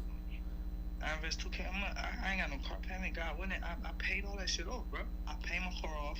I got my monthly shit down to a science to where I know what I'm making. And yeah, I got a girl and shit like that. That shit put me over. That shit will make it volatile. Make it volatile. But I'm not saying it to show off. I'm saying it to show you how much that, like, I should have started this shit at 26. So I'm making up for that time. So I say that to say, if I would have started at 26, I'll be able to retire at 45, homie. Damn, that's real. You like what I should have did, homie. Damn, I'm 11 years shy from 45. God, what did I do with my life? Nah, bro, but guess what? You have motherfucking time. If you do what you said you're gonna do with this 583, it don't even have to be 583, bro. It could be half of that, and you gradually work to that, or this, whatever. But as long as if you do that, homie, I guarantee you, that's a good chunk of money. You're gonna notice it. But after a while, you're not gonna notice it, bro. And then while you're not noticing it, it's like, I got two things to tell you. You're not gonna notice it, and you gonna look in that account, and you gonna be like, dang, I put this shit on autopilot, and you gonna wake up 8 years down the line, like, what the fuck? I got 200K in this shit, and then your human side gonna kick in. You're gonna be like, damn, should I buy a car with this shit? Should I buy a house with this shit? I've been trying to go to Egypt my whole life. Hold on, man. I'm going to Kemet. But last thing I'm gonna tell you is this: compound interest starts working overtime at $100,000. So what that means is this: to get that first 100, the hardest part about investing is getting that first 100,000. Somebody broke it down like this. You know how they say make money work for yourself, make Yeah. money work for you. They broke it down like this. Once you get your first 100,000, that is equivalent to having like a helper, a worker. Consider it that. It's like consider having 100,000, having a worker. Because guess what? That 10% return. Let's say you had 110,000. Alongside the 7,000 that you added on, that helper is now gonna bring in another $11,000 off of that 110,000 you got. So now you just put in $18,000 of money that next year. And guess what? That $18,000 now went from 110,000 to 130,000. Now that helper is gonna bring in how much? Don't worry about it. It's 10%. You're gonna bring in 13, 14,000, and you're gonna still put in that 7K. Now that's 20K. And that when around 100K is when it takes about 10 years, 12 years to get that first 100K. And it's gonna take another 5 years to get the next one. And it's gonna take 2 years to get the next 100K. It's gonna take 1 year to get the next 100K. And then eventually, when you get a million, 10% of a million is 100. So now it's gonna start just taking. And it's gonna be getting 100K every year. Damn, that's crazy. Yeah. Damn, that's why it's so important to know what to do with big money once you get it. Cause imagine being blessed with imagine like even when people were getting signed like 500,000, and then taxes hit. No, it's really 230,000. But I need a chain. I need a car. And now you had a $250,000 check, and now you gotta do the show for it as a chain, a Rolls Royce. Nothing, homie. You ain't got nothing. But the real trick to that Roth IRA is that shit is special. It's just they tricky. They can't tax you on it. You gonna pull it out cash free. So whatever you got in that bitch, you gonna get that bit. You gonna get it. But the trick to it is time. The longer you invest in that Roth IRA, and then if you can only put 7K, man, that's because I'm actually about to open one myself, bro. Which is funny. Yeah, I had done it through because I was actually talking with Jazz about this not too long ago, and I was like, man, fuck it, and I opened it through Webull because Webull is the platform I got to use now to like invest because I destroyed my Robinhood. Yeah. They're like, huh? Nah, man, listen, look, bro, do it. I don't know. I don't know what you got as far as 401k through the whatever. That boy got Mega Man partner. You know who Mega Man partner is? What is that? Zero, nigga. You ain't putting no money towards that? I don't have a 401k. You don't have 401k through the place? Okay, that's fine. Listen, mark my words, homie. Do what you said you was gonna do. Cause like like I said, I'm doing 2 bands a month. Plus I'm doing my 401k. Like I will tell you this right now. Like I started my 401k when I first started. I got 100K in that bitch right now. See, me and you, we're similar. Fatboy and Carl got the army. They got the military, so they straight, low key forever. You know what I mean? Like we don't have that. Our retirement has to be our motherfucking safe haven. I don't know about Cameron, cause Cameron daddy in the military, but we don't have that, bro. We definitely children of Fat finesse guy, but we definitely children of immigrants and motherfucking like Caribbean people for sure. Like Fat was that, but Fat is finesse guy. But like I said, homie, like do that. Yeah. Do that, bro. It's gonna hurt. Cause that's $500 you could spend to anything else. But I'm telling you right now, you will not regret it, bro. You will not regret it. You're gonna be 60 and your kid gonna be like, Uncle, your kid's gonna my be like, kid Dad. down, so you don't think I'm gonna have kids? That's fucked up, bro. I don't know what we gonna have, gang, but shit. Shit, man. Do it. I'm getting someone pregnant tomorrow. My daddy need to see my grandkids, bro. He getting old. He getting up there. I'm just kidding, bro. Nah, facts. I don't think I'm saying shit. My old buddy saying, but like I said, right? Or even if let's say you pop on me and you get 100 bands and you got 100 bands in, put that bitch in there. That first 100 bands is the beast. If you can get that first 100 bands, the next one gonna come in 6 years. You ain't gotta worry about it, bro. But anyway, bro, that's my TED Talks for the day. But do it, homie. Nah, not for sure. I appreciate the words too. Nah, it makes so much sense. Cause I remember when shit was going crazy with the stocks and stuff like that. My initial goal was to hit 10K so I can make 500 a day, which is essentially buying a stock for $1 and watching it go up 5 cents and pulling that bitch up. You know what I'm saying? Just I think just was plain and you know that's when I was goddamn naked training. Pause. Um, but what you said, the more money you have, the easier it is to make little money. Imagine how easy it is to make $500 with $1 million. Like, just shit don't even go up a pip. I'm not even saying trading that bit. I'm saying what No, yeah, yeah, you yeah. want to. Oh yeah. No, I know what you're saying. No, and what you're saying is not trading. It's letting shit sit there and it compound on itself. Like, I remember I was watching some shit, and I don't know what this was about, and I don't, not in a pocket watch or nothing like that, but it was one of these celebrities, and they was going through something like a divorce, some shit, and they had said like, oh, this person had like $125 million in Apple, and I was like, damn, they what's that shit called when you get damn, bro, what's that shit called, bro? That because a stock will pay you for having the stock in the stock. Oh, the dividends. The dividends. I'm like, yo, his dividends must be crazy, bro. You could live on. Yeah, $125 million in Apple. Oh, let me see what that. Apple don't pay that much dividends, but for 120. That's what I'm saying. Yeah, bro. Crazy. $125 million. Yeah, cause I think to make like 1,000 a day or some shit. I mean 1,000 a month, some shit. It's like $1 million. It's like $10 million or some wild number. They pay. Yeah. No. It ain't that wild, but they pay him.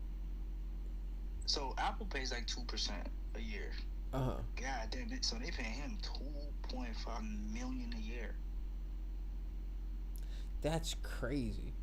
That's crazy. So that means they paying him $208,000 a month. Dividends get paid out every quarterly. Dividend every quarter. So every 3 months he gets $625,000 to his account. Oh, that's not bad. This is Tuesday. Motherfucking Tuesday. Tuesday. Yeah. Doing nothing. 600,000. Let me go to Bermuda Triangle today and see if I can find out the mysteries of the world. They ain't doing nothing with yourself, nigga. But see, that's how you do when you. That's how niggas end up fucking going to the ocean and dying. I can't imagine you got $125 million in a stock. Then what do you have in your pocket, bitch? What you got in your account? Bruh, you know what's crazy? I remember I seen this is all like in a Dallas trip. I was talking to Wisberg, and I was like, "Hey man, you on crypto, bruh?" He said, "Nah, I ain't on that shit." He's like, "I don't really fuck with crypto like that." And I was like, "Man, now you gotta tap in." I'm here showing him a little thousands I made. He's like, "Let me show you something." I forgot what app it is, but I think it's Fidelity or some shit like that. No, it was a bank. What bank? Damn, what's that bank? It's a bank that has a stock able to buy stocks on the bank as well. Anyways, bruh. Yeah, but I'm trying to think of the name, bruh, because I'm like, why you got money in this bank? Like, I mean, why you buying stocks in this? No, it wasn't Chase, bruh. It's like beige and red or some shit like that. Oh, Wells Fargo? I think it's Wells Fargo. Anyways, he showed me his portfolio, his stock portfolio, and my eyes was, because when you watch a motherfucker on YouTube or reading, huh? He had way over M, because he had like 200K in just Apple on itself, and then like 150K here, and then 20,000 here, and 50,000 here, and I'm looking, and he showed me like, yeah, this is what and it left such an impression on me, because now it's like, oh, it's real. Like, I mean, of course I've seen it, and obviously I was working for them, you know what I'm saying? So like, I'm seeing Jazz's parents, and they doing dope shit as a young Haitian couple, whatnot. But because that was because it's different when you have like the money for the business, right? That's given like versus like, oh, this is the money that we've been putting to the side and investing for so on and so forth. And when I seen those numbers, I was like, oh, it's real. This can actually happen. Like I see you operate every day. You know what I'm saying? I was dating your daughter. Now I'm looking. I'm like, what? That's crazy. I was like, oh shit, bro, I gotta get my life together. I'm over here like, yeah, I just made $1,000 today off Doge. Yeah, that's cute. Let me show you something, young blood. Bruh, he didn't do it like that. It wasn't malicious, but it was more so like, look. No, not even. Yeah. That's still a flex, though, dude. You got a long way to go. Yeah, bro. Yeah, I know, bro. I was like, I'm thinking like, shit, I'm finally getting my money right. And we all know how that turned out, but You gotta tell a nigga sparingly, bro, because you never know when a motherfucker got.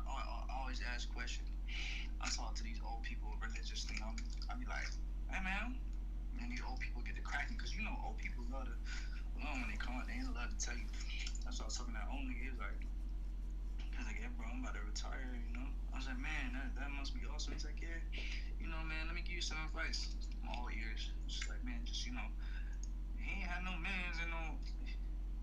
He ain't had no millions off, but he was just he a regular 9 to 5 nigga work for that bit. But I tell you right now, it's possible, homie. Like it's possible. Nah, yeah, it's real, bro. It's real. It's definitely possible, man. It's so much. Like, all right, so two things, right?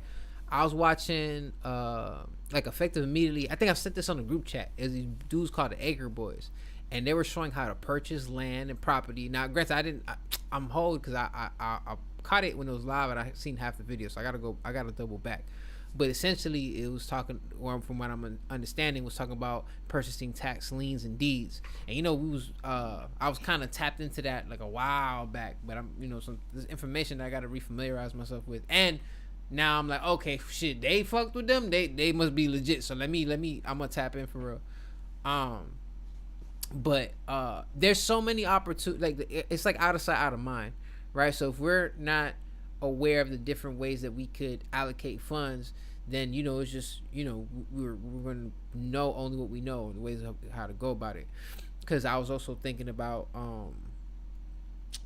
for instance, again, how Jazz's parents, they received their they ended up doing government contracts, which essentially allowed them to create and build the foundation for what they doing and shit now, right?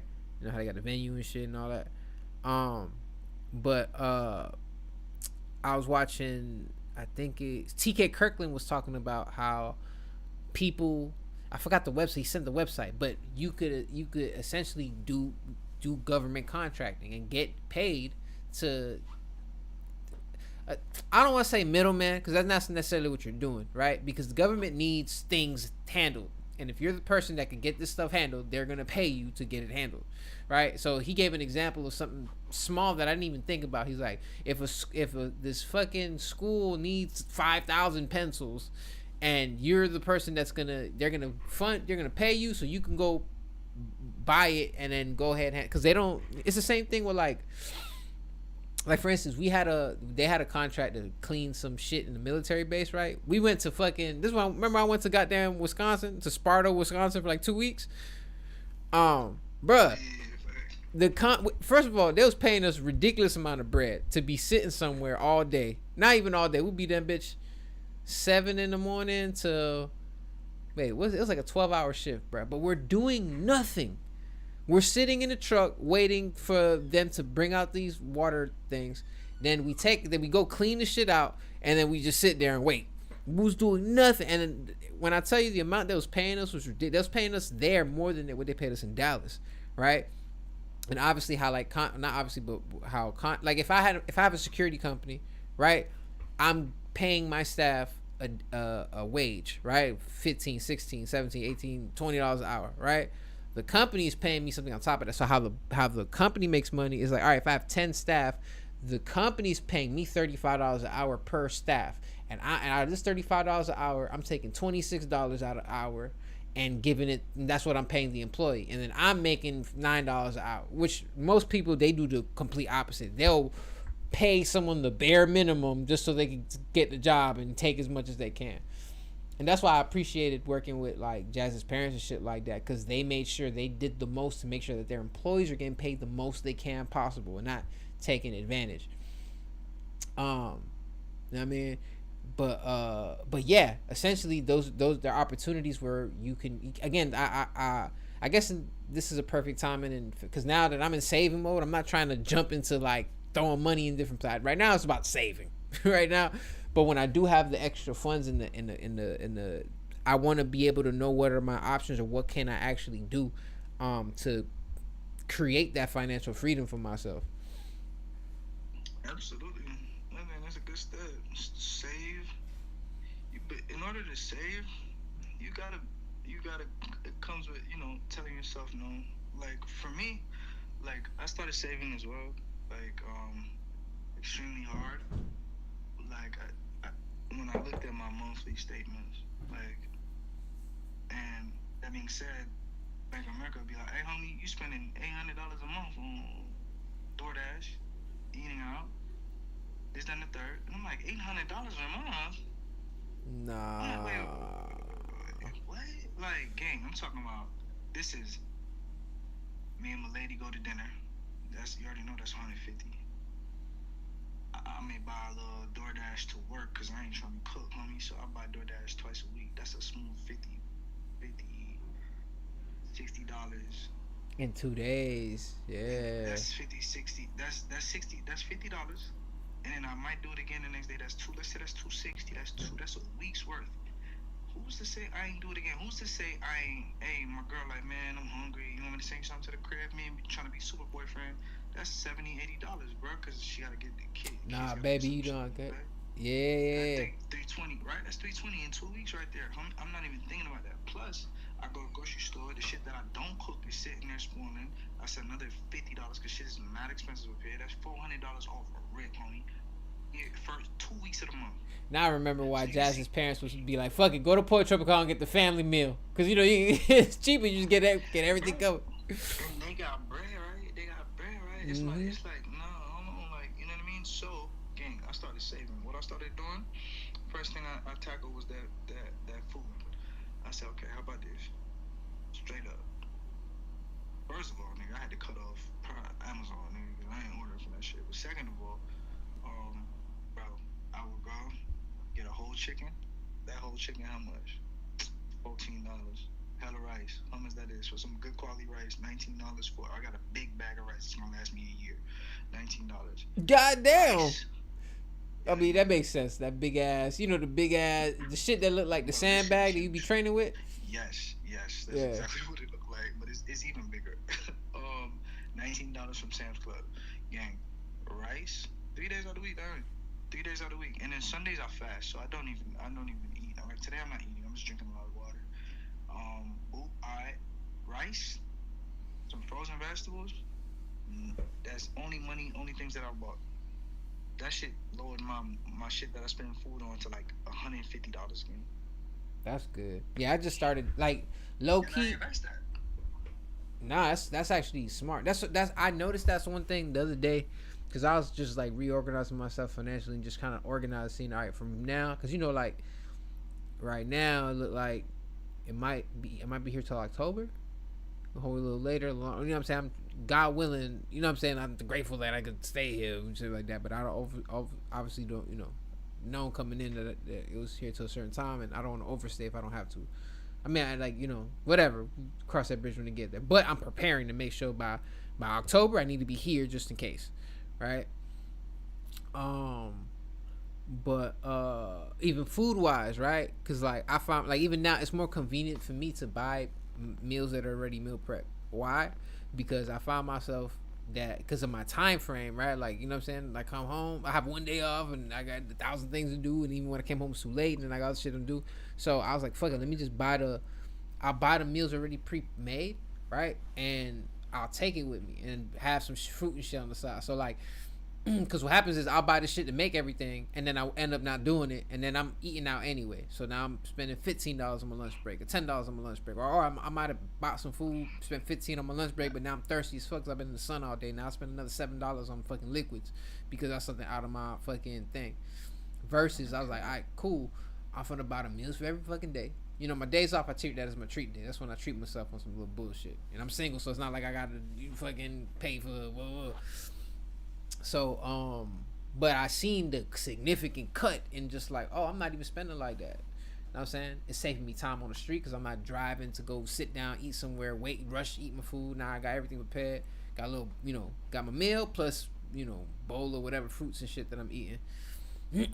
Just so I can make sure that I'm clean, my energy's good, and all this type of shit. And at the same time, I'm full nutrient because can't be working out and shit, not eating.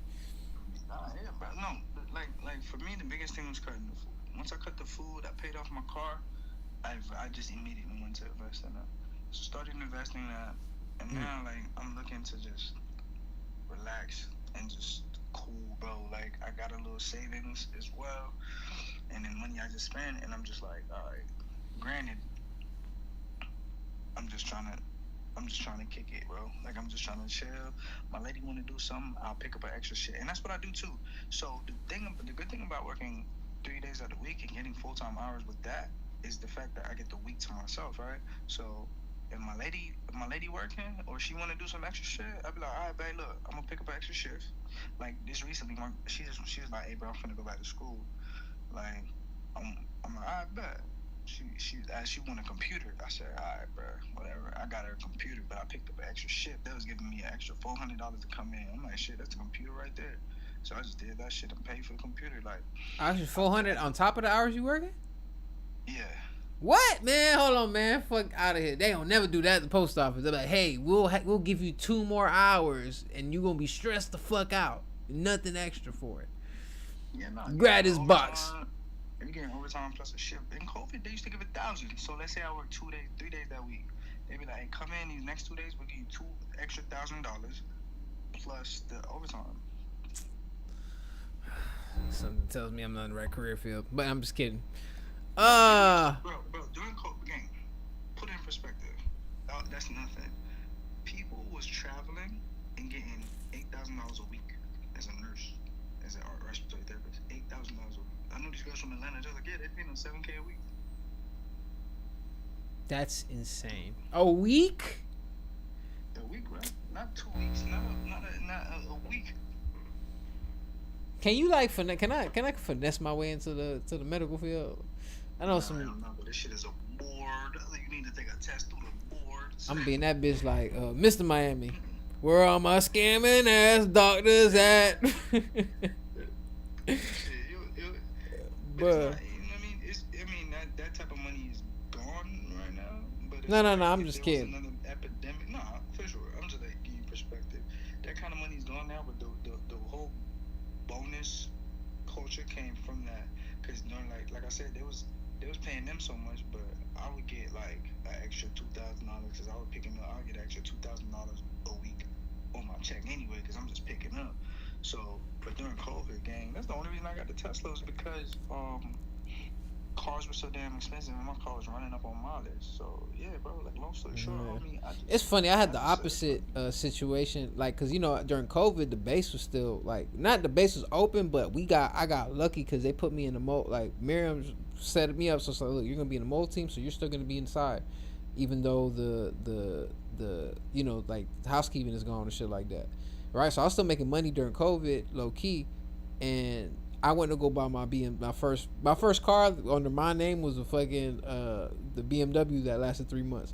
But I remember because Jazz had hers and I was like, hey, I'm trying to go to the same dealership you went to. Fuck it, I'm trying to go.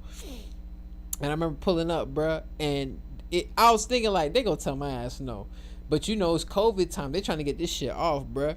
And the deal they gave me was so good, bruh. Like the thing is like, yo, this is under I can't believe I'm paying this amount for my car under my name. This not brand new, but damn near. I'm in this little gold joint, the little 3 Series. Oh my god, bruh. It was damn near given away. And then R.I.P. But shit, bruh. They pretty much gave that shit away, bruh. And I gave it away because it's like it had like 20,000 miles on it. That shit was clean. How much was it? $27K. 20. It's cheaper than my car right now. You're not gonna find that now. You're not gonna find that now. Nah. It was $27K with 32,000 miles. And my payment was like $300 something a month, bro. It was nothing. Like, bro, They're definitely not finding that. Nah, bro. And my dumb ass, It's a part, man. Like I said, it's a part of growing. You are not 50. You're not 60. You're not, let alone say 40. Like, which is not. Like I said, you have. I ain't 40 yet, bro. I'm still big, bro. I'm the best bet, homie. Like you said, you was finna do, homie. Invest that shit. Look, that rough. Once you get like a comfortable savings in terms of like because I think I broke it down like this. You see that $400 you could invest in this month. Mm-hmm. In 10 years, that same $400 is gonna net you like $8,000 a year, right? Because that same $400 is gonna have compounded so much. So don't try to delay investing too long. But you know, get you a comfortable savings or some shit, and then get to it, homie. Oh yeah, Like yeah. That's exactly the goal. Like I have it planned out to where, because again, I'm thinking about, there's a piece of my survival mode that's like, hold on, I need to make sure everything good because I'm scared a little bit. Um, yeah, but absolutely. yeah, but because the goal is, again, essentially is to save. Like even like, bro, I was kind of fixated on like, oh, I want to own something, I want to own a home, I want a home. Now it's Don't do it, homie. If I can, bro, I put $40,000 in this shit in my house. 45. If I can, I would sell this bitch and just I would have invested it and rented some cheaper shit or just live with my lady or some shit like that until we split or what the fuck happened. But I honestly, bro, I don't give advice, but that nah, I owning a think home shit is that yeah, down payment. It was Puerto Rico's different. I can't speak on it, but if you're in America right now, like, no, it's not. That's not. I can't speak on Puerto Rico. I can't say that. it's So shit the shit. If same. you It's get not the some same out there, shit, but the pricing that. But I think what I'm gonna do first is get, like when I do, obviously I'm gonna rent some shit out. And it's not like I want to. It's not like I'm trying to. Yes, I want to move you're it. gonna have to. You're Yeah. gonna have to. But like as far as America, the only reason I say that is because in America, to rent is cheaper than to own. Because if you try to own some shit right now, with even a good down payment, you're still gonna pay like 3,000 a month. While like you have the freedom when you rent, you're like, all right, I'll move here, I'll move here, I'll move here, and plus you're paying like $800 less than you normally would. So it doesn't make no sense to own in America right now. And that's Nah. what I was telling you earlier about the ownership. I think they're trying to take that away. But as far as that, if it's like that in Puerto Rico, then bro, your best bet is to rent and invest, bro. Yeah, that's what I want to Remember, do, bro. you're owning a portion of the company anyway, so you might as well do that. Nah, yeah. That's what I want to do. As I'm doing that, eventually I do want to own, but I want to own an apartment. I want to have like, oh, this is the apartment, and do whatever with that shit. Airbnb it, fucking rent it out. Yeah, Whatever. but you can do that, my nigga. Even though niggas don't want to hear it. Yeah, but you can do that at 45 when you buy that bitch cash, nigga.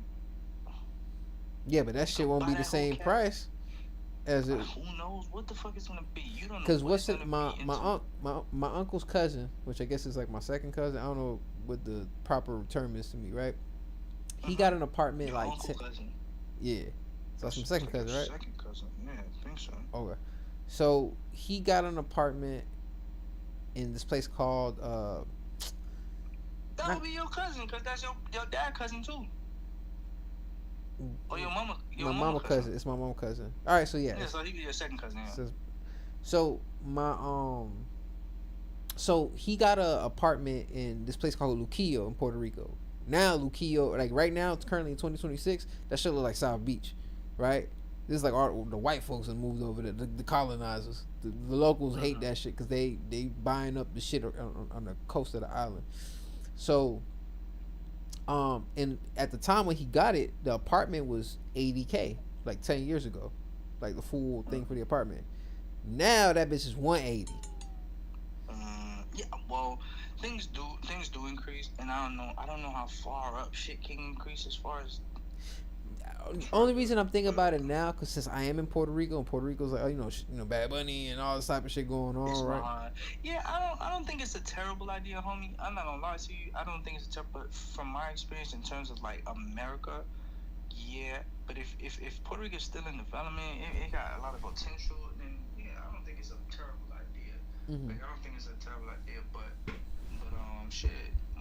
Fuck it. Why not? Why not? If it's that cheap and it's affordable. No, I'm not saying it ain't that, but I'm just saying, I'm looking into it, Either bro. way, let me do it. Yeah, either way, you sell it, it's still money you're gonna get back. Cause I can still get back that 45K that I invested. Plus I got equity. Plus you're gonna get equity. So, it's a part of your portfolio anyway. So I mean, it's not a bad idea, bro. But I think that's why people, I don't know, like you said, building your equity. Because at this point, because when you get to a certain point where you have M's worth of assets and opportunities come about where you know that you're going to get some type of return, then that's when you're able to utilize that your assets power or whatever. You know, I know that's not the term, but you could again borrow against it, and then you're avoiding paying taxes because you're borrowing against your assets and then utilizing that to invest in whatever the case may be.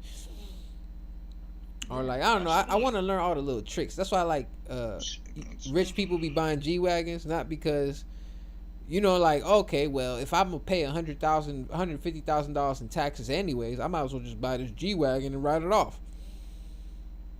Because you don't get money back essentially, but you're it's like almost having something to show for. And I'm not explaining that all the way because that's like if a car is over 6,000 pounds and you purchase it through the business and the car is used for business purposes and you could prove that, then you could essentially have the car written off on your taxes. But when things are written off, that's not meaning that you're getting it liquid, like it's going to be physically in your hands. That means it's just going to go toward your taxes. So if you owe $300,000 and you buy a car that's $150,000, that's going to go toward the actual taxes itself. So you're not Okay. Yeah, you get that make sense? Like, because you're going to pay it anyway, so you might as well have something to show for it. Facts. So. I mean, it's a lot of tricks out there, bro. A lot of fucking tricks and shit like that, man. We got to try to. Nah. Wait till I get my money right. Get a nice little bag in, you feel me? That's the whole process. Get a little piece and try to get the fuck out of here, you know? Yes, sir. Yes, sir. $30 million acting broke, nigga. What you Nah. When you back to work, man, you back tomorrow? Shit, hell yeah, bitch. I low key, I gotta end the pod soon too, cause I gotta go to the grocery store, get some shit for my uncle. I forgot how late it was, bro, and I've been up since 4 in the morning, so I'm kind of like, ugh. Nah, get you going and do your thing, bro. I'm gonna sit here. I gotta holler out a few patients, but holler at me, bro. Man, handle up, player, man. I appreciate you, dog. Pressure, bro. Take it easy. Yes, sir. Love, bro. One.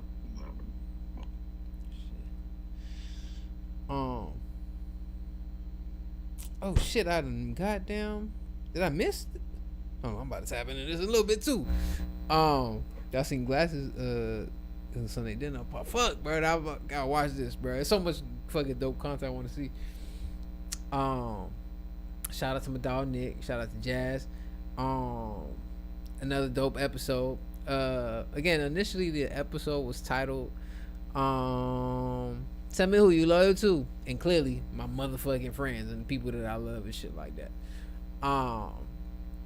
And damn, see, I get to chop it with the homies and shit, and I kind of there's things that I wanted to talk about. We gotta postpone until next time, cause I'm tired of the motherfucker. I'm tired of the motherfucker right now. I swear, nigga, need some sleep right now. I got some melatonin and I'm trying to fall off. Alright, I fucked it all up. Sorry. Let me see some. I'll talk about this, alright, because like, bruh, brand new days about to drop in the end of this month. There's a fucking Secret Wars and Doomsday League. I'm gonna talk about it next time. And get y'all updated on my journey on Power. Yeah. So, seriously, and please, y'all forgive me for anyone who's tapped into the audio. I know I'm super fucking behind. I'm gonna get all of that situated. Just, you know, these past couple weeks of me been like my reorganization and stuff like that. Actually, that's something I'm working on too, like music wise, that I'm gonna be sending to y'all soon. But I just want to say thank you to anyone that's taking their time out to listen, to peeping game in any form of fashion, who supports in any type of way. That mean the most. I don't even know what I'm doing. I'm just doing it. You know what I'm saying? So I really appreciate everyone that's just, you know, believes in me in any capacity. You get what I'm saying? I'm doing my best, and I just want to make something that matters, or do things that matter. You know what I'm saying? Whether it's a pod, whether it's music, whether it's doing some video game shit, whether it's writing, whether it's, you know what I'm saying, just being a good human being.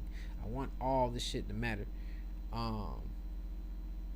And because apparently I got some self-esteem issues I got to work on, get my confidence back up, which is there, but you know. Oh, and I signed up for therapy. I'm going, but my shit start not next week, but a week out. I think not this Tuesday, but next Tuesday.